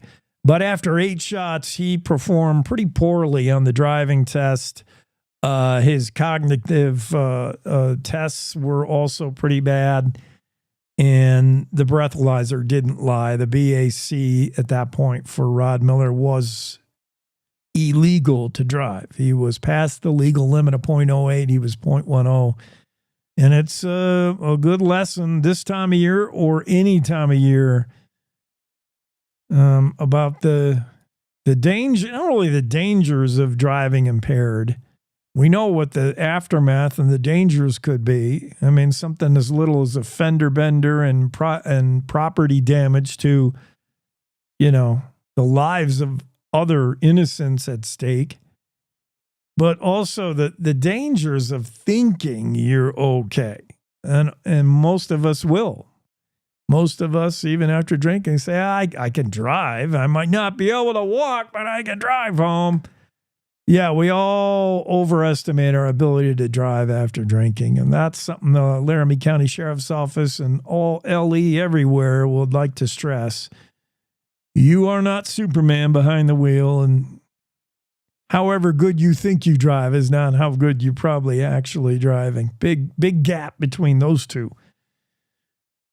Let's go from this story, the Rod Miller story. Big thanks to Rod for joining us. Thanks for Wyoming Whiskey for providing great product placement. I hope you're happy with the announcements.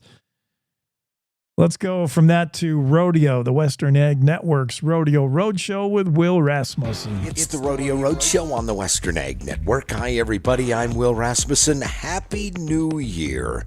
Fresh off a trip from Gillette, Wyoming, and the New Year's Eve Buck and Ball. That is a bucket list event, if you will. What a terrific event to ring in the new year. I have the champions, and I will share those champions with you on the road show. Coming up next, stay close. Hi, this is Chandler Gould, National Association of Wheat Growers CEO. The 2025 Commodity Classic is headed to Denver, Colorado in March, and I'd like to personally invite you to join fellow wheat growers in America's largest farmer-led, farmer-focused agriculture and education experience. Not to mention, it's the closest it's ever been to your farm, making it even easier to attend. Register by January 15th for the best rates. Visit commodityclassic.com. Join us today in Denver, March 2nd through the 5th. Even minor deficiencies in your herd's diet can have big effects on your herd's health and productivity. Every SmartLick formula provides a minimum 125% of NRC recommended vitamins and minerals in a self-fed tub, helping your cattle thrive through every season. SmartLick is not just another tub, it's essential nutrition. Visit us online at smartlick.com. That's smartlic.com. The New Year's Eve Buck and Ball in Gillette, Wyoming is certainly a world-class event with 7 different livestock contractors and 20 of the best rough stock riders in each of the rough stock events. It is a wild time and a great way to ring in the new year there in Northeast Wyoming. And I have the luxury of providing the announcing when I am there in Gillette, Wyoming, and just glad to do it. In the bareback riding, Tanner Ross, the 8-time national finalist from Minnesota, he wins the bareback riding event.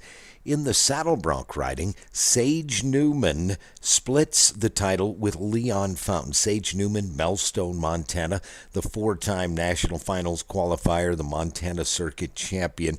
He shared the title with Corona, New Mexico's Leon Fountain, who is a turquoise circuit champion and has finished in the top 20 in the saddle bronc riding and is yet to qualify for the NFR, and I say yet. He is just too talented not to make it to the big show in Vegas. And the bull riding champion, Volberg, Montana's Jake Lockwood, wins it. He won the Chase Hawks Memorial Roughstock Rodeo bull riding as well. Gillette, Wyoming, great way to ring in the new year with Chancey Williams after. On the Road Show, I'm Will Rasmussen on the Western Ag Network. That's Wyoming factoring into the road show, the Wyoming Rodeo Report, Gillette, Wyoming, Chancey Williams, and rodeo. Those 3 things go together just smoothly, huh? Along with Husqvarna riding mowers and Wyoming whiskey.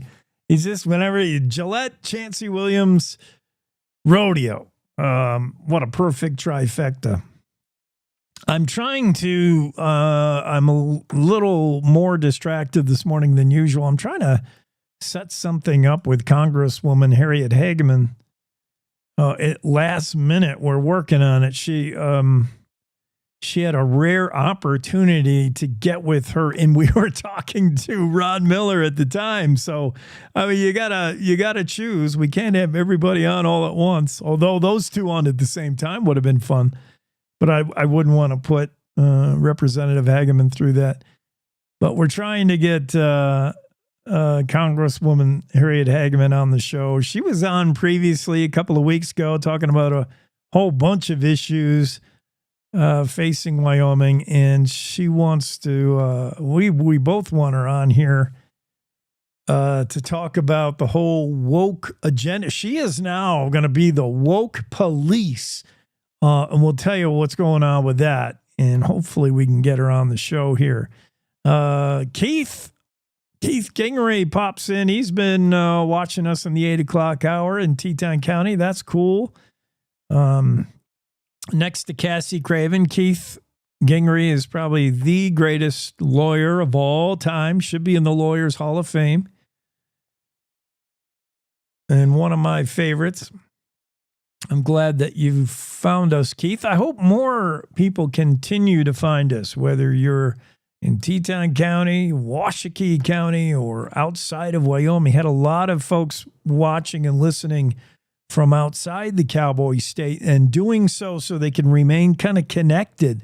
Many people are expats from the Cowboy State or always it's on their bucket list to visit or one day live in Wyoming. So the best you can do now is live vicariously through the Cowboy State Morning Show with Jake. That's fine with me. We're happy to pretend and play along with you, and we'll all just pretend we're in Wyoming.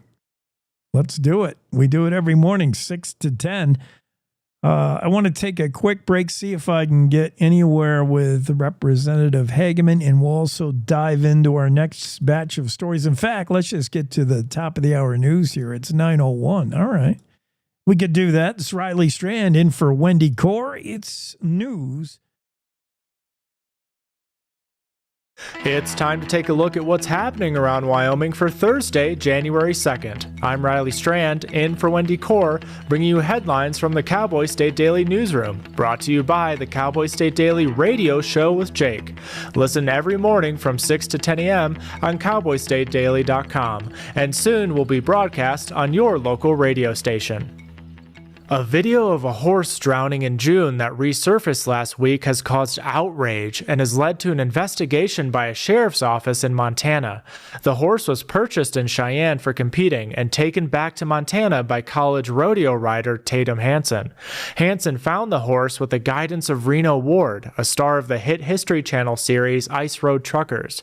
Ward was riding the horse in the video his sister, Tara, posted to social media. On December 26th, that video surfaced on social media. Since then, a dispute between a brother and sister has made its way onto the internet. The sister wound up in jail after allegedly violating a restraining order, and there's still a lot of hard feelings. It's risky business when you take a brand new horse into a body of water. One of the experts that I interviewed said it was highly plausible that this was an accident, but perhaps the owner of the horse should have considered all the circumstances before getting into the water. Complicating all of this is the fact that the horse swam great, reportedly, in the first two ranch ponds. The Powell County Sheriff told Cowboy State Daily the office will continue to investigate the drowning without emotion, based solely on facts. Teton County State Representative Andrew Byron wants to take river otters off Wyoming's protected species list, where it's been for about 70 years. House Bill 45 would allow Wyoming Game and Fish to manage the species. Cowboy State Daily's Leo Wolfson reports that while Byron believes the otters have rebounded, otter experts disagree. What's interesting about this bill is that it wouldn't necessarily immediately open up the door for hunting or trapping of otters. It would, however, basically allow Game and Fish to potentially manage the species for hunting someday, since it wouldn't be a protected species anymore. That's what has some otter advocates concerned, is that possibility down the road. In their mind, the species is really still recovering and is not where it needs to be. The bill will be considered in the upcoming legislative session, but Wolfson reports it's too early to say what chance the bill has of passing. A group of ranchers are appealing the state's decision to allow a water exchange for H.F. Sinclair's Carbon County refinery. They claim the refinery is taking their water from the North Platte River and ignoring more than 100 years of Wyoming water law. Cowboy State Daily's Leo Wolfson reports that the ranchers are standing up for what they see as declining water resources in their area. What makes the story interesting is the fact that ranchers are really trying to stick up against a very large oil and gas company, being Sinclair. You don't necessarily see that every day, and it really kind of struck me that these ranchers are really not wanting to give the refinery a free pass when it comes to their water access during dry years. The Border Control is reviewing the appeal, and its next meeting is in February. Chronic wasting disease has worried Wyoming deer hunters for years, and now there are worries that elk could start dying from mass infections of the disease. Cowboy State Daily's Mark Hines reports that chronic wasting disease was recently detected in the carcass of a cow elk that was found dead on public land in the Jackson area. The ominous part of that is, of course, Wyoming Game and Fish Department has elk feed grounds back there, and then, of course, we have the federal National Elk Refuge, and during the winter, elk concentrate. They pile in huge numbers and crowd up in these feed grounds. That creates a potential for an explosion of chronic wasting disease in elk, which we really don't want to see because it's 100% fatal in the wildlife that it infects. Experts say during the early stages of infection, animals might appear healthy. As the disease progresses, animals display symptoms like drooling, emaciation, and disorientation. And now let's take a look at today's weather with Cowboy State Daily meteorologist Don Day. Well, for the second day of the new year, we have a small Pacific front that'll bring more snow to the western and southern mountains of Wyoming and sections of the Interstate 80 corridor. From near Cheyenne to Laramie to Rollins to Evanston may have a little bit of light snow and snow shower activity today, especially early in the day. Snow, though, will be most widespread in the high country. So if traveling today, watch out for those areas. There's a small little break in the weather on Friday. A little bit of high pressure comes in, but then another front comes off the Pacific, and over the weekend, parts of Wyoming will have chances for snow, especially in the north, the central, and the west, but some scattered light snow on the plains could develop over the weekend.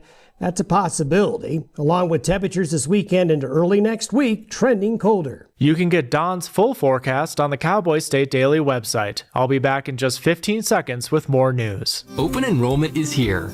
Discover a range of low-cost plans from Blue Cross Blue Shield of Wyoming. Shop now to find the best option for you. Online, in town, in touch, we're right around the corner. Blue Cross Blue Shield of Wyoming. What's your plan? Although Devil's Tower gets all the attention for unexplained phenomena in Wyoming, the National UFO Center reports that Cheyenne is top in the state for UFO sightings. Cowboy State Daily's Andrew Rossi reports that isn't so surprising, since UFO sightings tend to correspond to population density. Plus, Cheyenne is home to an Air Force base. They can be just weather balloons or drones that people have seen, but there are phenomena that they can't explain, or they won't explain. So that's given some credence to the idea that UFOs are worth taking seriously, which is why sightings are encouraged to be reported, because it's giving us more information. The Mutual UFO Network, an organization of civilian volunteers that follow up on sightings, hopes more Wyomingites will make reports in the future. 2 men searching for Bigfoot were found dead in a remote part of Washington state after a 3-day search and rescue effort to find them. Cowboy State Daily's Mark Hines reports that a Wyoming archaeologist finds their deaths especially tragic because logic rules that Bigfoot is not out there. They were going to go find Bigfoot in the Washington mountains, and when they failed to come home on Christmas Eve after 3 days of searching, they were found dead from exposure there in remote Washington state. So I talked to a guy here, actually an archaeologist I know in Wyoming, who he's a Bigfoot skeptic. He does not believe in Bigfoot. And he said the biggest thing you got to watch any time of year, especially in the winter, is the weather, because it can turn on a dime and it can go from being okay to killing you. There have been reported Sasquatch sightings all across the United States and Canada for decades. The dense forests in Washington's rugged Cascade Sierra Mountains are said to be Bigfoot's favorite hangout, with the most reported sightings. And that's today's news. Get your free digital subscription to Wyoming's only statewide newspaper by hitting the daily newsletter button on cowboystatedaily.com. Thanks for tuning in. I'm Riley Strand for Cowboy State Daily.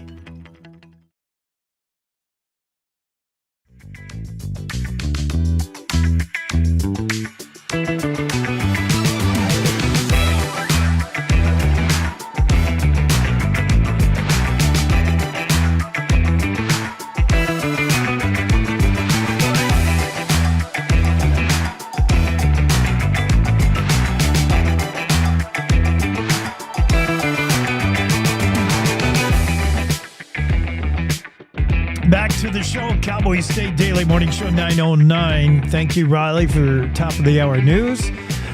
Renee is going to skip her scheduled appointment with us. She would have dropped in about a minute from now, but we're going to slot Renee out. Ask Abby segment coming up at 9:30, and potentially U.S. Congresswoman from Wyoming, Harriet Hagman, on at 9:45. We're still trying to wrangle that together. If not this morning, maybe tomorrow, maybe next week, but we want to have that on. So yeah, trying to juggle a lot of things, get to a lot of things here on the Cowboy State Daily Morning Show. Let's go to another story that does not involve UFOs or Bigfoot. Because, we're real news.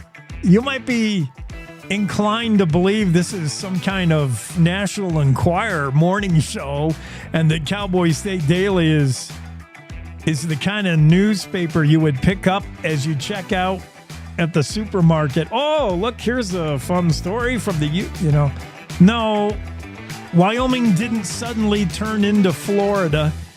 These are real news stories. They just happen to be two on the same day that include Sasquatch and UFOs. That's just the way it fell out today. But we also have serious things like otters. Yes, Wyoming has otters. Wyoming has too many otters. Getting there, says one state representative. And then if you ask otter experts, they say, no, we still need more otters. Well, there seems to be a divide between those two matters of opinion. This story in the Cowboy State Daily yesterday, Leo Wolfson had it. State Representative Andrew Byron, he's a Republican out of Jackson, and his House Bill 45 would remove the aquatic critters. Otters are basically like the sea version of little puppies. They're so cute. That means there's not a bad-looking otter, right? Every otter is cute as can be. Come on. They're the poster child for cute. Here's an otter right here, a picture of an otter in our story. An otter standing on a frozen lake.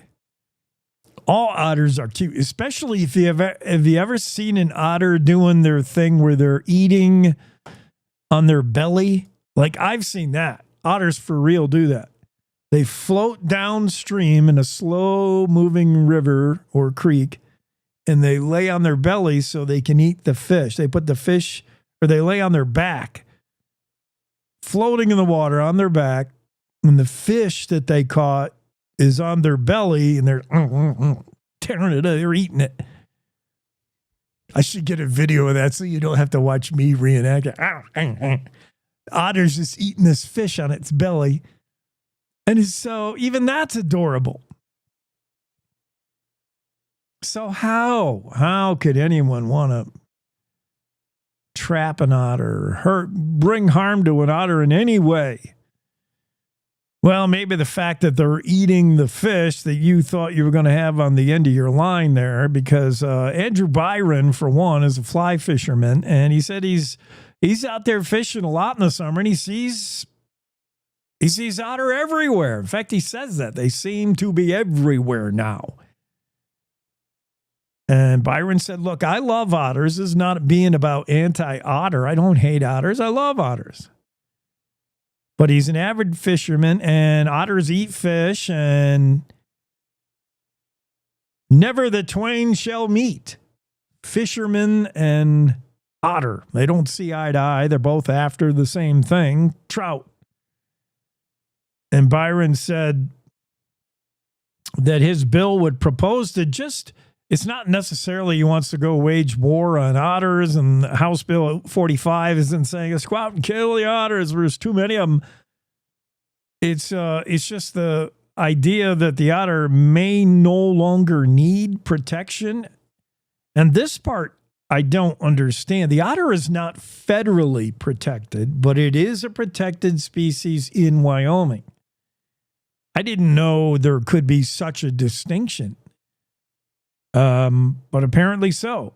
The otter enjoys protected status in Wyoming, and we're talking about a particular species of otter, the northern river otter. Otter are not a species protected federally by the Endangered Species Act, as stated in this story. Otters have been protected species in Wyoming since 1953. And Andrew Byron, state rep, is at least one person who says there's plenty of otters now. They no longer need to be protected. They can be managed. And managed often means killed, but not always. But that's what I've found in the wildlife terminology. Managing species means the right to kill those species or hunt them or trap them. And Byron said that's his motivation. The primary reason for wanting to remove otters from the state's protected status is to allow for hunting, as he believes this otter is fully recovered since becoming nearly extinct about 70 years ago. It was 70 years ago, you couldn't find an otter. Leo Wilson found an otter fan and an otter expert. University of Wyoming professor Marav Ben David is one of the state's perennial otter experts. And he said the river otter was completely extinct outside Yellowstone National Park by the time it fell under protection in Wyoming in 1953. Could not find a river otter in Yellowstone. The protection order and 70 years of protection has allowed the otter to rebound, certainly, but Ben David said not in some parts of Wyoming. He said the population in the Rocky Mountain region has been successfully boosted, but not so in Wyoming. He says the otter population in Wyoming is still doing, he quotes, terribly. The main population centers for otter in Wyoming, where you'll normally see them, Greater Yellowstone ecosystem, the Greater Green River Basin, southwest Wyoming, you'll see otter there. But for the most part, a 2010 Game and Fish study estimated some 35 to 44 otters, for instance, live in the Green and New Fork rivers and designated the animal as very rare with moderate vulnerability. I see less otters today than I think I used to. Now, I've only been in Wyoming for, 28 years. I remember seeing otter a little bit more than I see him now. It's there's a stretch of southern Yellowstone National Park, and there's I think it's called Otter Creek in Yellowstone National Park, where I've seen them. And it used to be driving by, I would see them pretty regular, but late in the last few years, it's pretty rare for me to see them. So they're not back everywhere, in my opinion, but they're back enough that at least one lawmaker, Andrew Byron, is proposing that Wyoming gets to manage its otters and we don't have to have them protected. House Bill 45 would remove otter as a protected animal in Wyoming. Leo Wilson has more on that story. Here's Leo right here. Teton County State Representative Andrew Byron wants to take river otters off Wyoming's protected species list, where it's been for about 70 years. House Bill 45 would allow Wyoming Game and Fish to manage the species. Cowboy State Daily's Leo Wolfson reports that while Byron believes the otters have rebounded, otter experts disagree. What's interesting about this bill is that it wouldn't necessarily immediately open up the door for hunting or trapping of otters. It would, however, basically allow Game and Fish to potentially potentially manage the species for hunting someday, since it wouldn't be a protected species anymore. That's what has some otter advocates concerned, is that possibility down the road. In their mind, the species is really still recovering and is not where it needs to be. The bill will be considered in the upcoming legislative session, but Wolfson reports it's too early to say what chance the bill has of passing.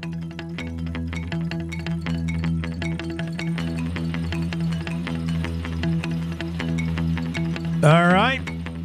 Well, here, did you see that photo of that one otter? I mean, I say they always look cute, but then there was that one photo of the otter with his teeth out, and I might have to change my mind on that one. I mean, he kind of looked nasty in that photo. Speaking of otters, we have our own otter expert ready to jump in the Zoom room. Actually, our Ask Abby segment's going to start a little bit early, and it will involve asking Abby a variety of questions, including, let's start right out with the otter thing, because if anyone's going to see otter, it's folks who spend a lot of time on the water, and that's fly fishermen, and that's Abby, who's gets out there a lot fly fishing. Have you run across otters in your experience? I actually haven't, but I have seen pictures of them in the North Platte. But I got really excited a couple weeks ago because I thought I saw like 2 otters and they were like muskrats, and so I was kind of bummed because I was like, I'm pretty sure that's an otter. It wasn't. How what does a muskrat look like? Is it a lot different from an otter? I don't know if I've ever seen a muskrat. No, they're smaller, but they kind of look similar and they swim similarly. Yeah. So, yeah. Yeah. I've seen the otter floating on their back, eating a fish on their stomach. Like, I've seen that whole bit. It's so cute. They are cute. And they hold hands. No, I've not seen that. Yeah, they hold hands. For real? So they can stay together in the water? Yeah. Like they can form their own party barge floating on the river, like you would in your floatables. You would hook up with the other guy because he's got the beer. Yeah. Oh, wow. Yeah. I'll send you some pictures. That's adorable. Please do. All right. So we're trying to decide whether Andrew Byron's House Bill 45 should have a chance. Are we ready to go have an otter hunting season? I'm not. No. I know. Poor otters. What about a Sasquatch season? Are we ready for a hunting season on Bigfoot? Yeah. Yeah. Yeah. I'm ready. Just to get rid of them all. This pesky Bigfoot. I'll tell you one thing. I stacked the firewood behind my house just how I like it. And I come out the next day, it's scattered all to heck. And I'm pretty sure it's Yeti. Some Bigfoot's come along and... You know it's not Yeti. You know it's your herd of cats. No, I'm almost positive it's Bigfoot. And if I draw a Bigfoot tag next year, I'm going to be excited. I'm trying to think of what caliber I need to bring down Bigfoot. I'm not sure the 30-30 is going to get it done. But I don't know. It just gets that story about Sasquatch. Certainly it's not. It's a sad ending about the 2 men that went in search of Yeti in Washington State, where Sasquatch lives. But do you believe in Bigfoot at all? No, not even a little bit. Not even a shred that he could be out there somewhere. No. Yeah. I don't. What about, I mean, sometimes you see a video that's like unexplainable. Well, you can't even believe anything you see anymore. That's true. AI is just silly, man. I don't like it. You can't believe anything, and it makes it hard for a legit news service like Cowboys Day Daily to do news when everything is faked on the interwebs. It's scary how good the fakes can be, AI. And pretty soon, I've heard this years ago, but now I see the reality of it is there won't be actual need for actors. Like, why would you have to pay? Who's the most like highly paid woman star right now? I don't know. You want me to Google it? Who might, Google that up. Who might demand like $30 million a movie And that's not even, the men. What about The Rock? Let's say you wanted to do a movie and you wanted Dwayne Johnson, The Rock, and you wanted what starlet? Well, Robert Downey Jr., because they're all actors. You can't Google actor and actress. They're all the same. Yeah. Is the highest paid actor of all time with an $80 million salary. Yeah. Woo, doggy. All right, let's say you want Robert Downey Jr., you want The Rock, and you want who's the actress of the month? I don't know, Gal Gadot. Maybe you want What did you just say? the super. I like her because she's Israeli. All right, who's like? Come on, who's like? Well, Scarlett Johansson is the highest earning actress of all time. Okay, ScarJo and Sydney Sweeney. Let's get her. She's hot lately. All right, you want Sydney Sweeney, you want ScarJo, you want The Rock, and you want Robert Downey Jr. Your budget is busted if you're the executive producer of this movie. You couldn't afford all four of them. But you can if you use AI. You fake them all, and you could just about do a movie where the whole thing was fake. You didn't have one real actor in it. I bet that kind of movie is coming out in our lifetime, Abby. That's scary. Yeah. That's the world we live in, Jake. Well, that's weird. Okay, I do. What's your New Year's resolution? I'm dying to know. This is not Ask Jake. This is Ask Abby. Don't turn the tables on me. I don't know. To get rid of this cat, to get rid of the peacocks. My New Year's resolution is I will not be a peacock rancher. I will not be a peacock farmer this time next year. I just can't do it. And that's, there's like, every day there seems to be one less, but at last count, 18 peacocks that I'm trying to get through the winter. What do you have to feed them? Chicken food. I mean, they'll eat a lot of weird things. But for the most part, the same things you would feed a chicken. In fact, I went to the store yesterday. I forgot that it was New Year's Day. And I went I thought today was Monday. I almost didn't get on the show. Yeah. I went to the gym. I don't usually go to the gym on Thursdays. I went to the gym and the guy that usually coaches my class was in the hallway, and I was like, "What are you doing?" And he's like, "Training." Yeah. And I was like, "Yes, you are, because it's Thursday, not Monday." I know. It's just like the meme that says, that time between Christmas and New Year's is like nobody knows what's going on. What day is it? Where am I? Yeah. Yeah. Weird. I know. 2026 will be good though, because I think the holidays will be on Thursday, Friday.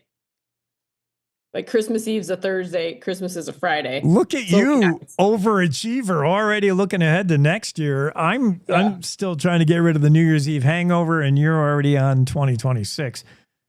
Did you DJ for New Year's Eve? No, it's one of the rare times I did not. But I rented out a bunch of DJ equipment for other people having parties. The trend now is for people to have their own private little house parties. 15, 20 people, 30 people. It's weird. I mean, I used to have New Year's Eve off as a DJ, like impossible, right? But lately there haven't been as many. It's weird. So I had off. So I went to the feed store yesterday. I forgot because I need to get chicken feed for the peacocks, and now they're going to be hungry today. Yeah, I should send you some turkeys. We got a lot of turkeys in Casper. You can do turkeys and peacocks this year. Like feed them both? Take care of them both? No.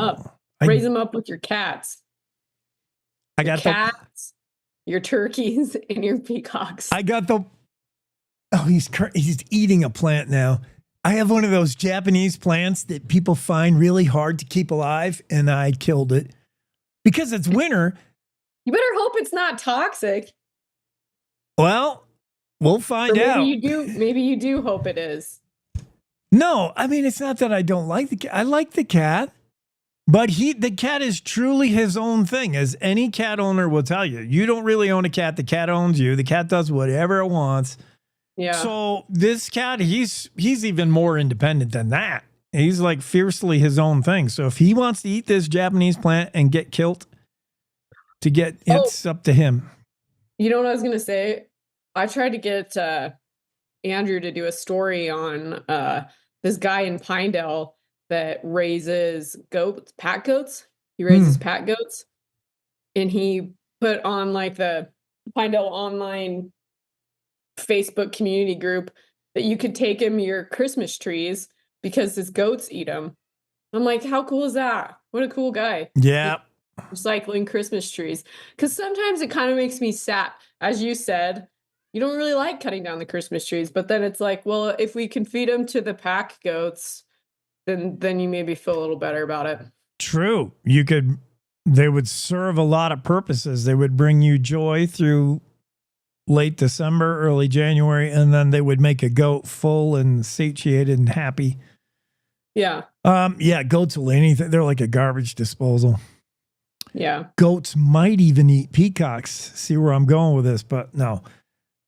Don Day says this Wyoming, this Y-Dot webcam of Sinclair is not the gates of hell.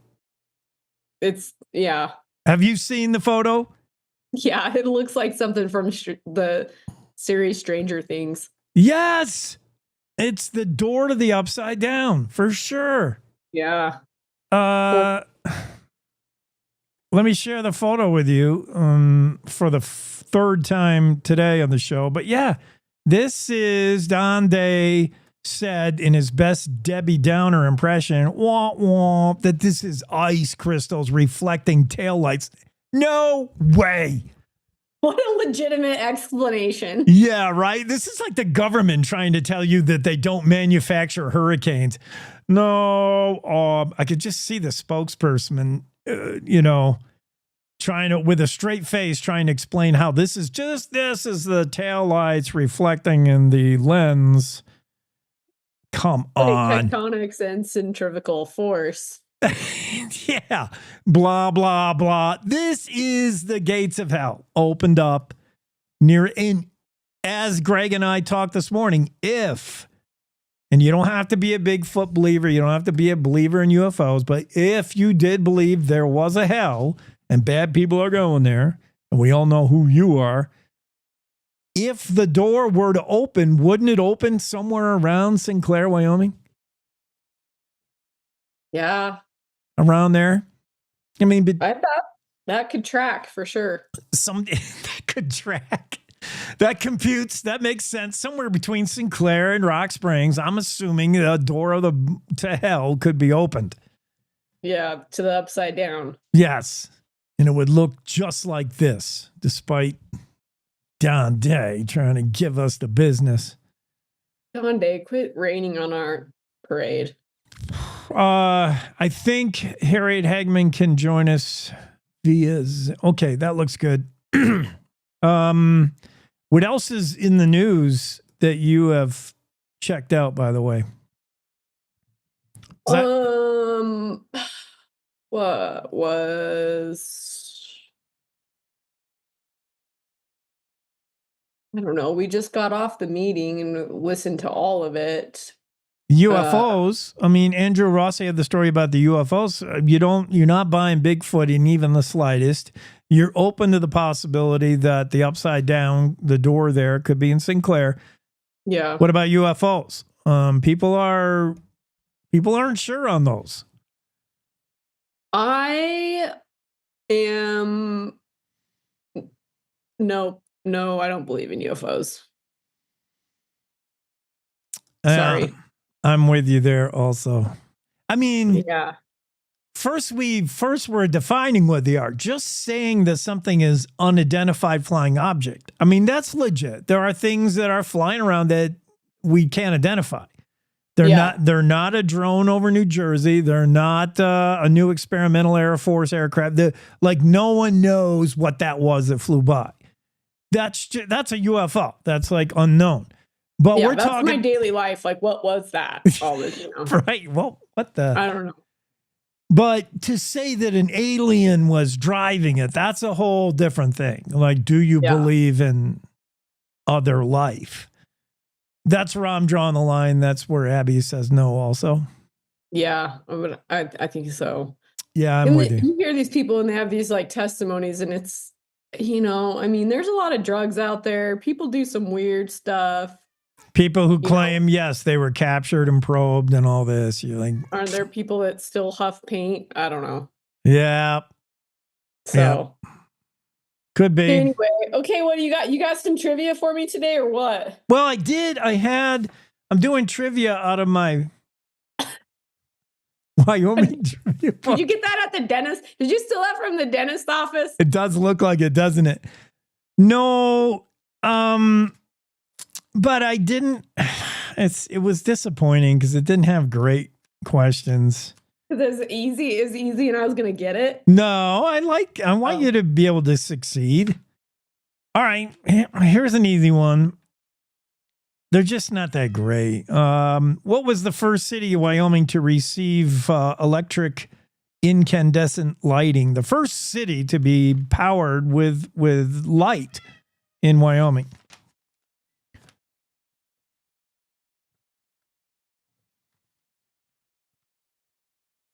Where's Superior. Do I need Jeopardy sound effect here?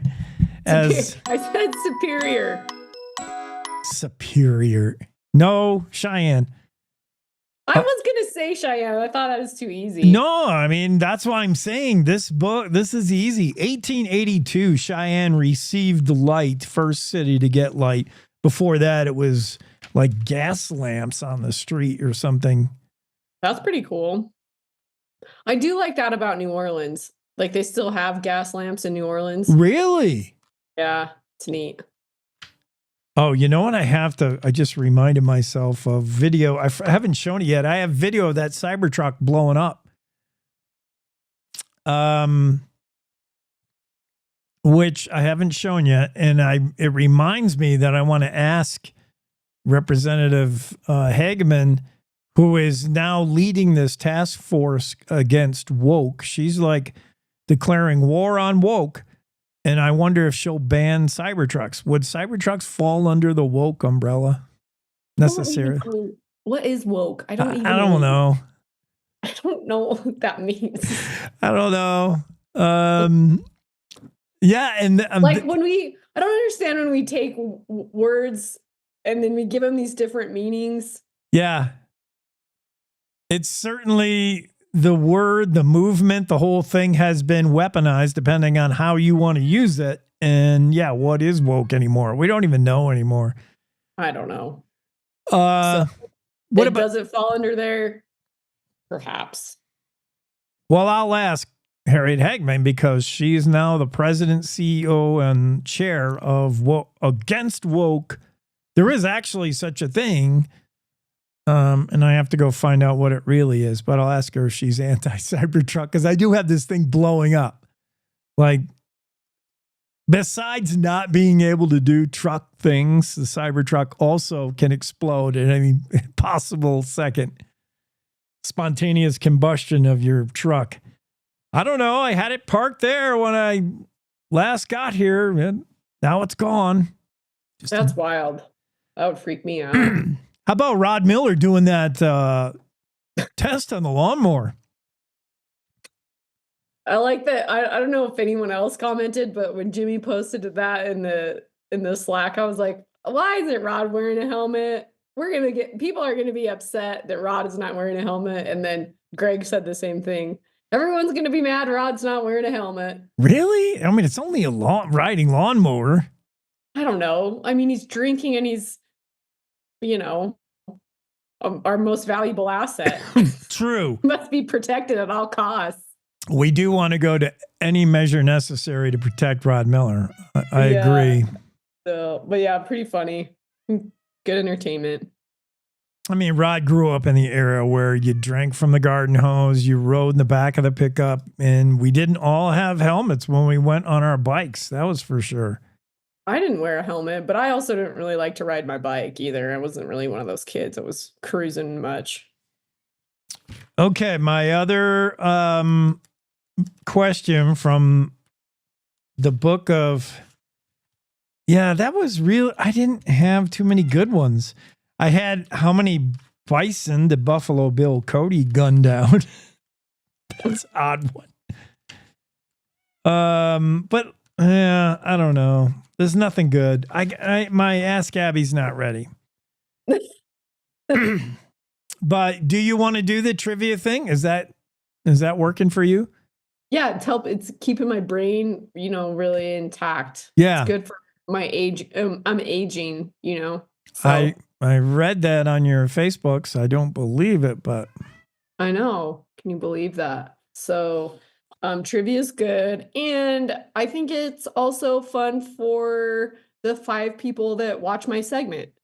My dad, my aunt, my neighbor in Pinedale, my mom, and maybe my friend Jordell.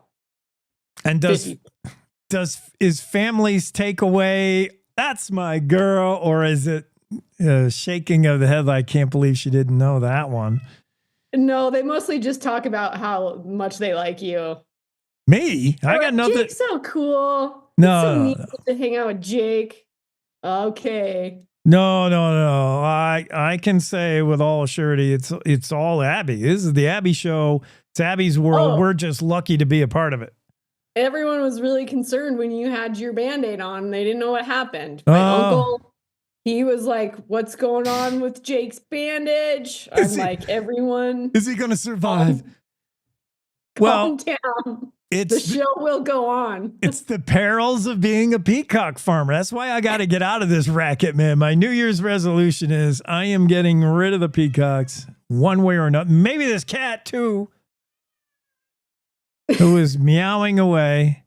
Can you hear it? I set my filter on my mic to only pick up my voice. And if anything is lower in volume than that, like the refrigerator turning on and off and, or the cat meowing, you should not be able to hear it. And I always wonder if it's coming through or not. I don't hear it, but okay, good. I can't hear when you play the videos and stuff either. So I know that's something else. I'm working on that. That'll be my New Year's resolution. If I play stuff, I should have my listeners be able to hear it, or my guests. Yeah. Yeah. I'm going to work on that. That's a tech thing and it's beyond me right now, but I'll figure it out. Yeah. That's your resolution for 2025. The cat just got entirely inside the grocery bag. There's nothing in there, ding dong. He's all the way in. Only his tail is out the other end of it. Man. Okay, next time I will have trivia. Do you want it to be difficult or easy, or just start easy and get more difficult? I'll let you decide. This Jake's Radio, you decide. Okay. Ask Abby segment next week, 9:30. We're on a little early this time because I got to get ready for Harriet Hageman. First, I got to find out what woke is and why we don't like it. And I got a lot of prep to do in about 2 minutes. Maybe we do like it. Or no, we don't. I don't know. I mean, I didn't like the idea that, the whole diversity, inclusiveness training, and sometimes I went a little overboard for sure. The whole I just want everyone to be happy. That's my whether you're woke or unwoke, just be happy, right? Whether you're sleeping or awoke. Just be happy. You do you and everybody's happy. I know. In our perfect world, that's how it would go. But that would make for boring news days. We need someone to make poor decisions and get involved in police chases. Otherwise, what good is news? True. Okay, Jake, I'll let you get ready. Okay. Trivia next week. It's going to be torturous. Get ready. Over and out. Okay. Thank you. Ask Abby segment every Thursday, 9:30. Had her on a little early. We're going to make a break here, and I'm going to I hope we got it all set to get Congresswoman Harriet Hageman on the show. Let me close the Zoom room. She might be coming on via phone, or she might be in the Zoom room. We don't know yet, but just to get her on would be a major coup.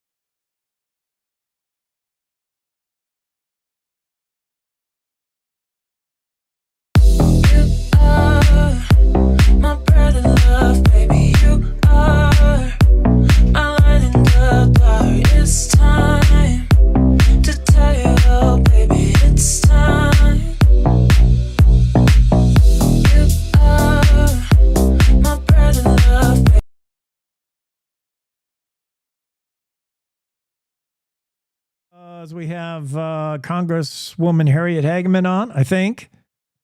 Yes, we do. Hey, there you are. So, yeah, I was wondering if it would be Zoom or phone. It's going to be phone. Let me just switch up my visuals then, and we're going to put a photo of you, which will have to suffice. I'm sorry, I'm on the road, so I couldn't do a Zoom, but I'm happy to visit with you. Understandable. Any way we can have you join the show is good with me. Let's start with the land grabs by the federal government, the outgoing Biden administration, the RMPs. I don't want to throw a lot of jargon at people, but in the acronyms. But the RMPs, let's begin with the Rock Springs. This whole notion, this whole idea of should Wyoming's land be Wyoming and how much of the feds have Wyoming? I think it's like 50% of our land is federal. The feds own almost 50% of our surface estate and 65% of our mineral estate. Wow. Yeah, and that's why they have such a heavy footprint and such an incredible influence and can impact every single community in the state. So in terms of the RMPs or the resource management plans, this is what happens when you put someone like Tracy Stone Manning in charge of the BLM. Tracy Stone Manning is a radical eco-terrorist. She was actually investigated and involved with a group that was doing tree spiking in the 80s and 90s. This is a woman who should never have been allowed near any lever of power, let alone in relation to federal land management.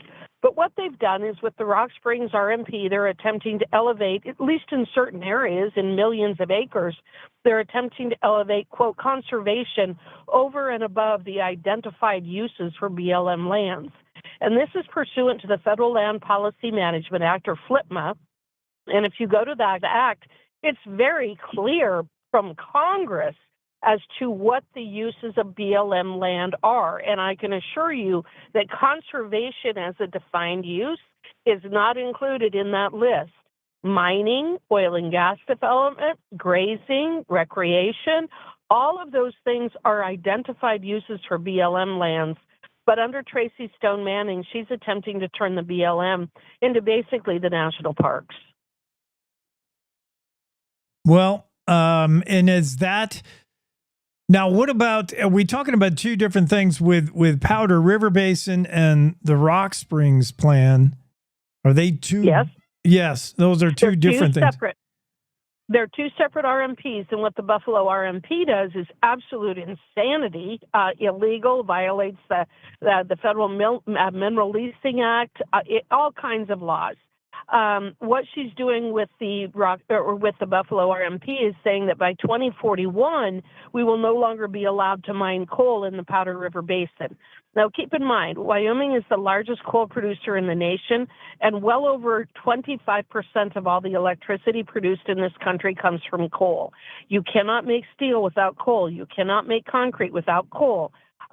Coal is an energy of the future. It is not the energy of the past. This is just a way to try to appease the radical leftists and the radical eco-environmentalists that are a part of this administration, the Biden-Harris administration. We are not going to get rid of coal mining in the Powder River Basin. But why what she's done is so dangerous and damaging is that it substantially impacts the ability for our coal companies to obtain financing and capital. So when you look at those big trucks and you look at the big dumpsters and you look at the big drag lines and things like that, the tires are hundreds of thousands of dollars.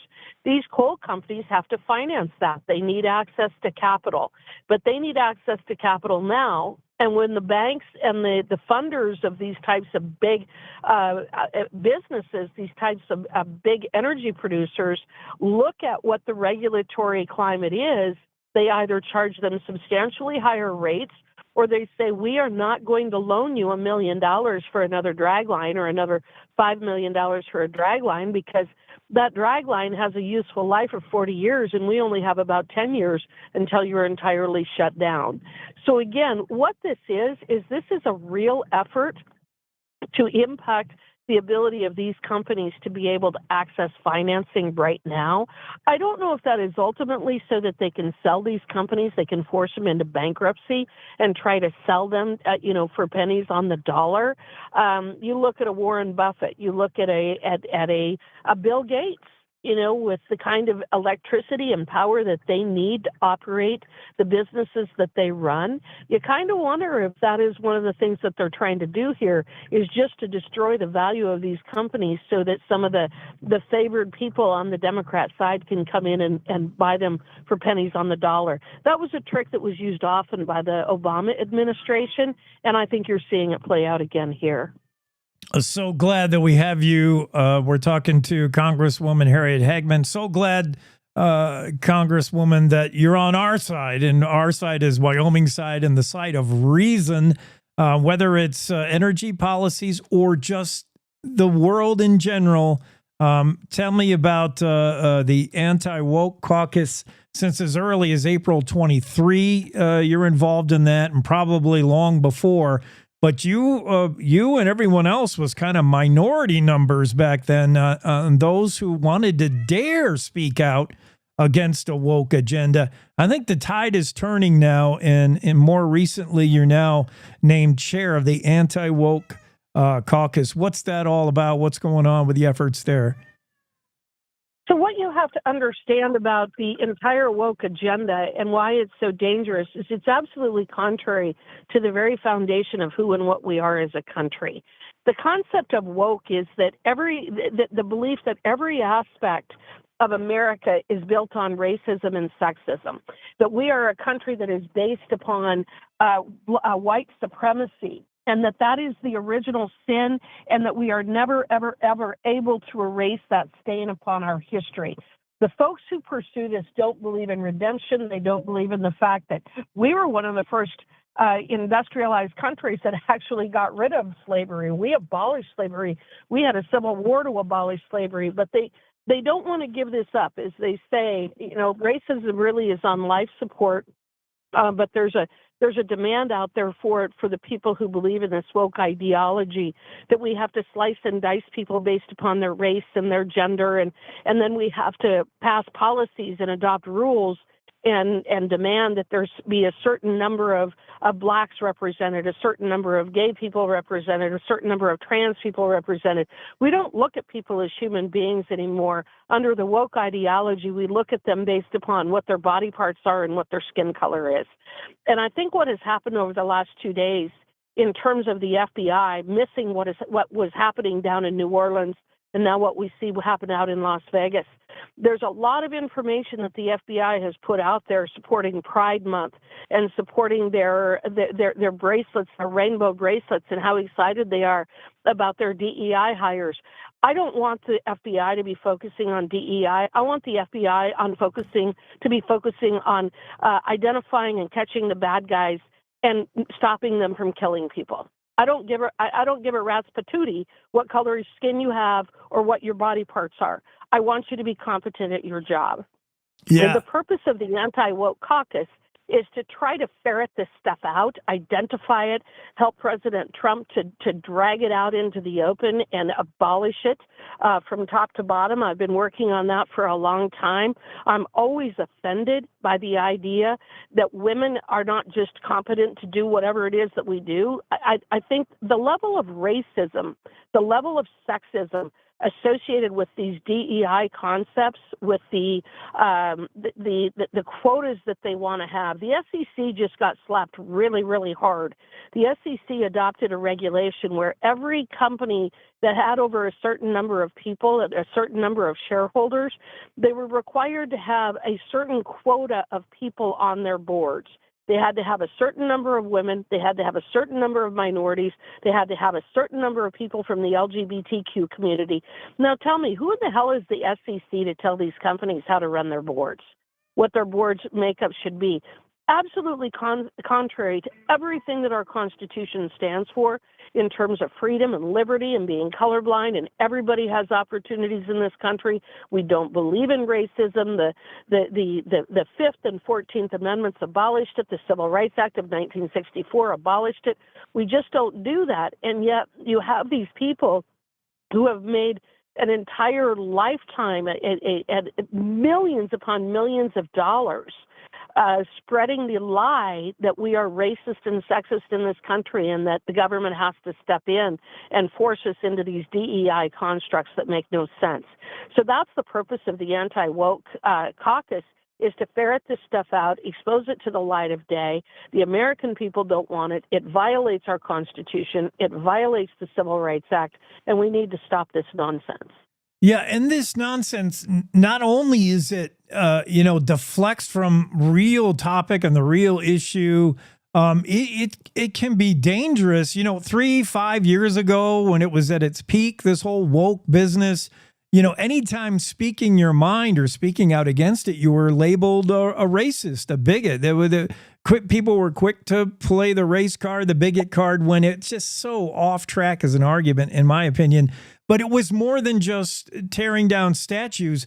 This is still part of curriculum in K through 12 in our colleges.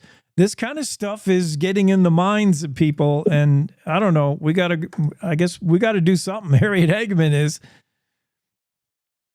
I agree we have to do something. I look at what they do in terms of doing away with standards and testing, for example.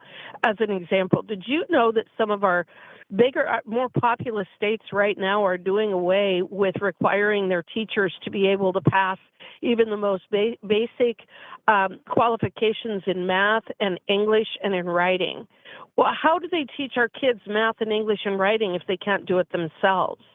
When we're doing away with these standards, and they say because these standards are racist, and my response to that is, man, that is the soft bigotry of low expectations.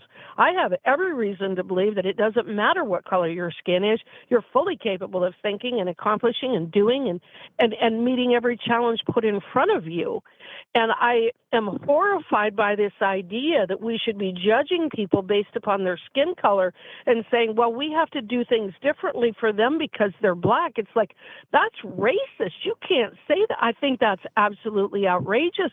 But that's what wokeism is. Wokeism is based upon the idea of slicing and dicing people based upon their body parts and their skin color, and then trying to award various, grants, opportunities based on that. And it is just so contrary to the American promise. It's so contrary to our Constitution. It's so contrary to reality.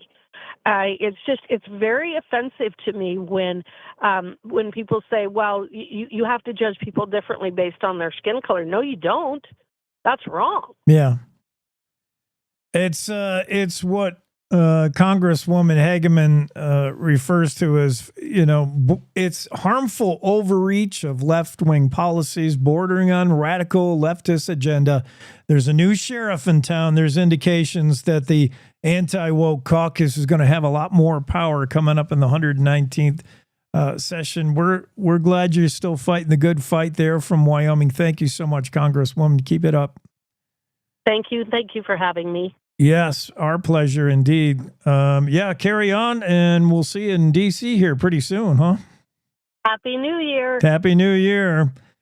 Congresswoman Harriet Hageman joining the show. Special. We just had to get her in here because the recent announcement that on Monday, Congresswoman Hageman was named chair of the Anti-Woke Caucus. It's a group of U.S.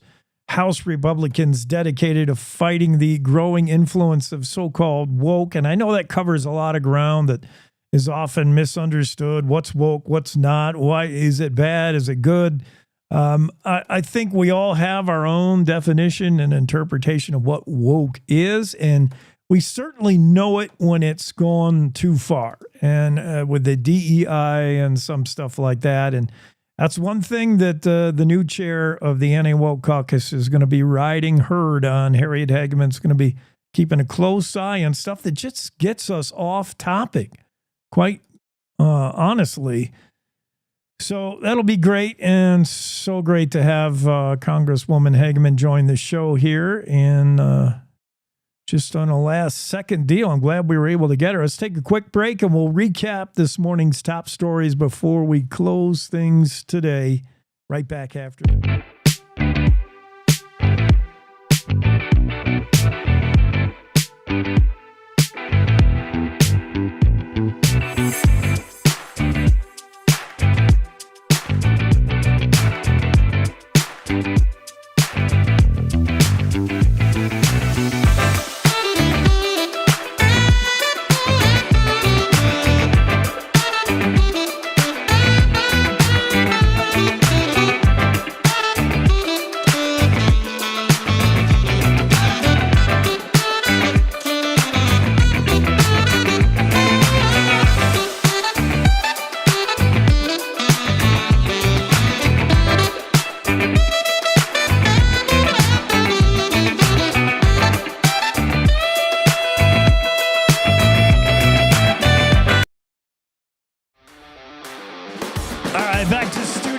close things out on this Thursday. I'm like a proud papa. I'm so proud of the cat that's not really my cat. I just watched him use the litter box for like the first time ever. He's a wild outdoor cat, and I had reservations on whether he even knew what a litter box was or how to do it. He usually prefers to be let outside. He'll cry at the door and he does his business outside, but it's too cold out lately, and so he just used the litter box. I'm so proud of him. Good job, kitty cat. That wasn't the top story of the day, though, honestly. We covered a bunch, including the rodeo horse that was drowned in a pond. The sister thinks it was despicable, shared video, and now everybody's outraged. One Teton County legislator says, hey, I love otters. I just think we ought to be able to hunt them. He wants them off the protected species list. Sinclair Refinery is accused of guzzling too much water. We didn't even barely get into that story. We'll have to do that tomorrow. 2 men found dead in a remote area of Washington state after they went in search of Bigfoot over the holiday break. They didn't find Bigfoot, but Bigfoot may have found them.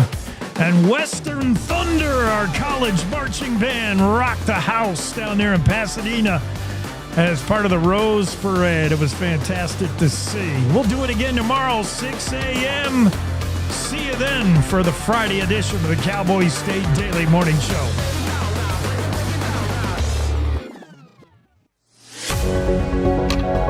Good morning. This is the Cowboy State Daily Morning Show with Jake. The new way Wyoming wakes up.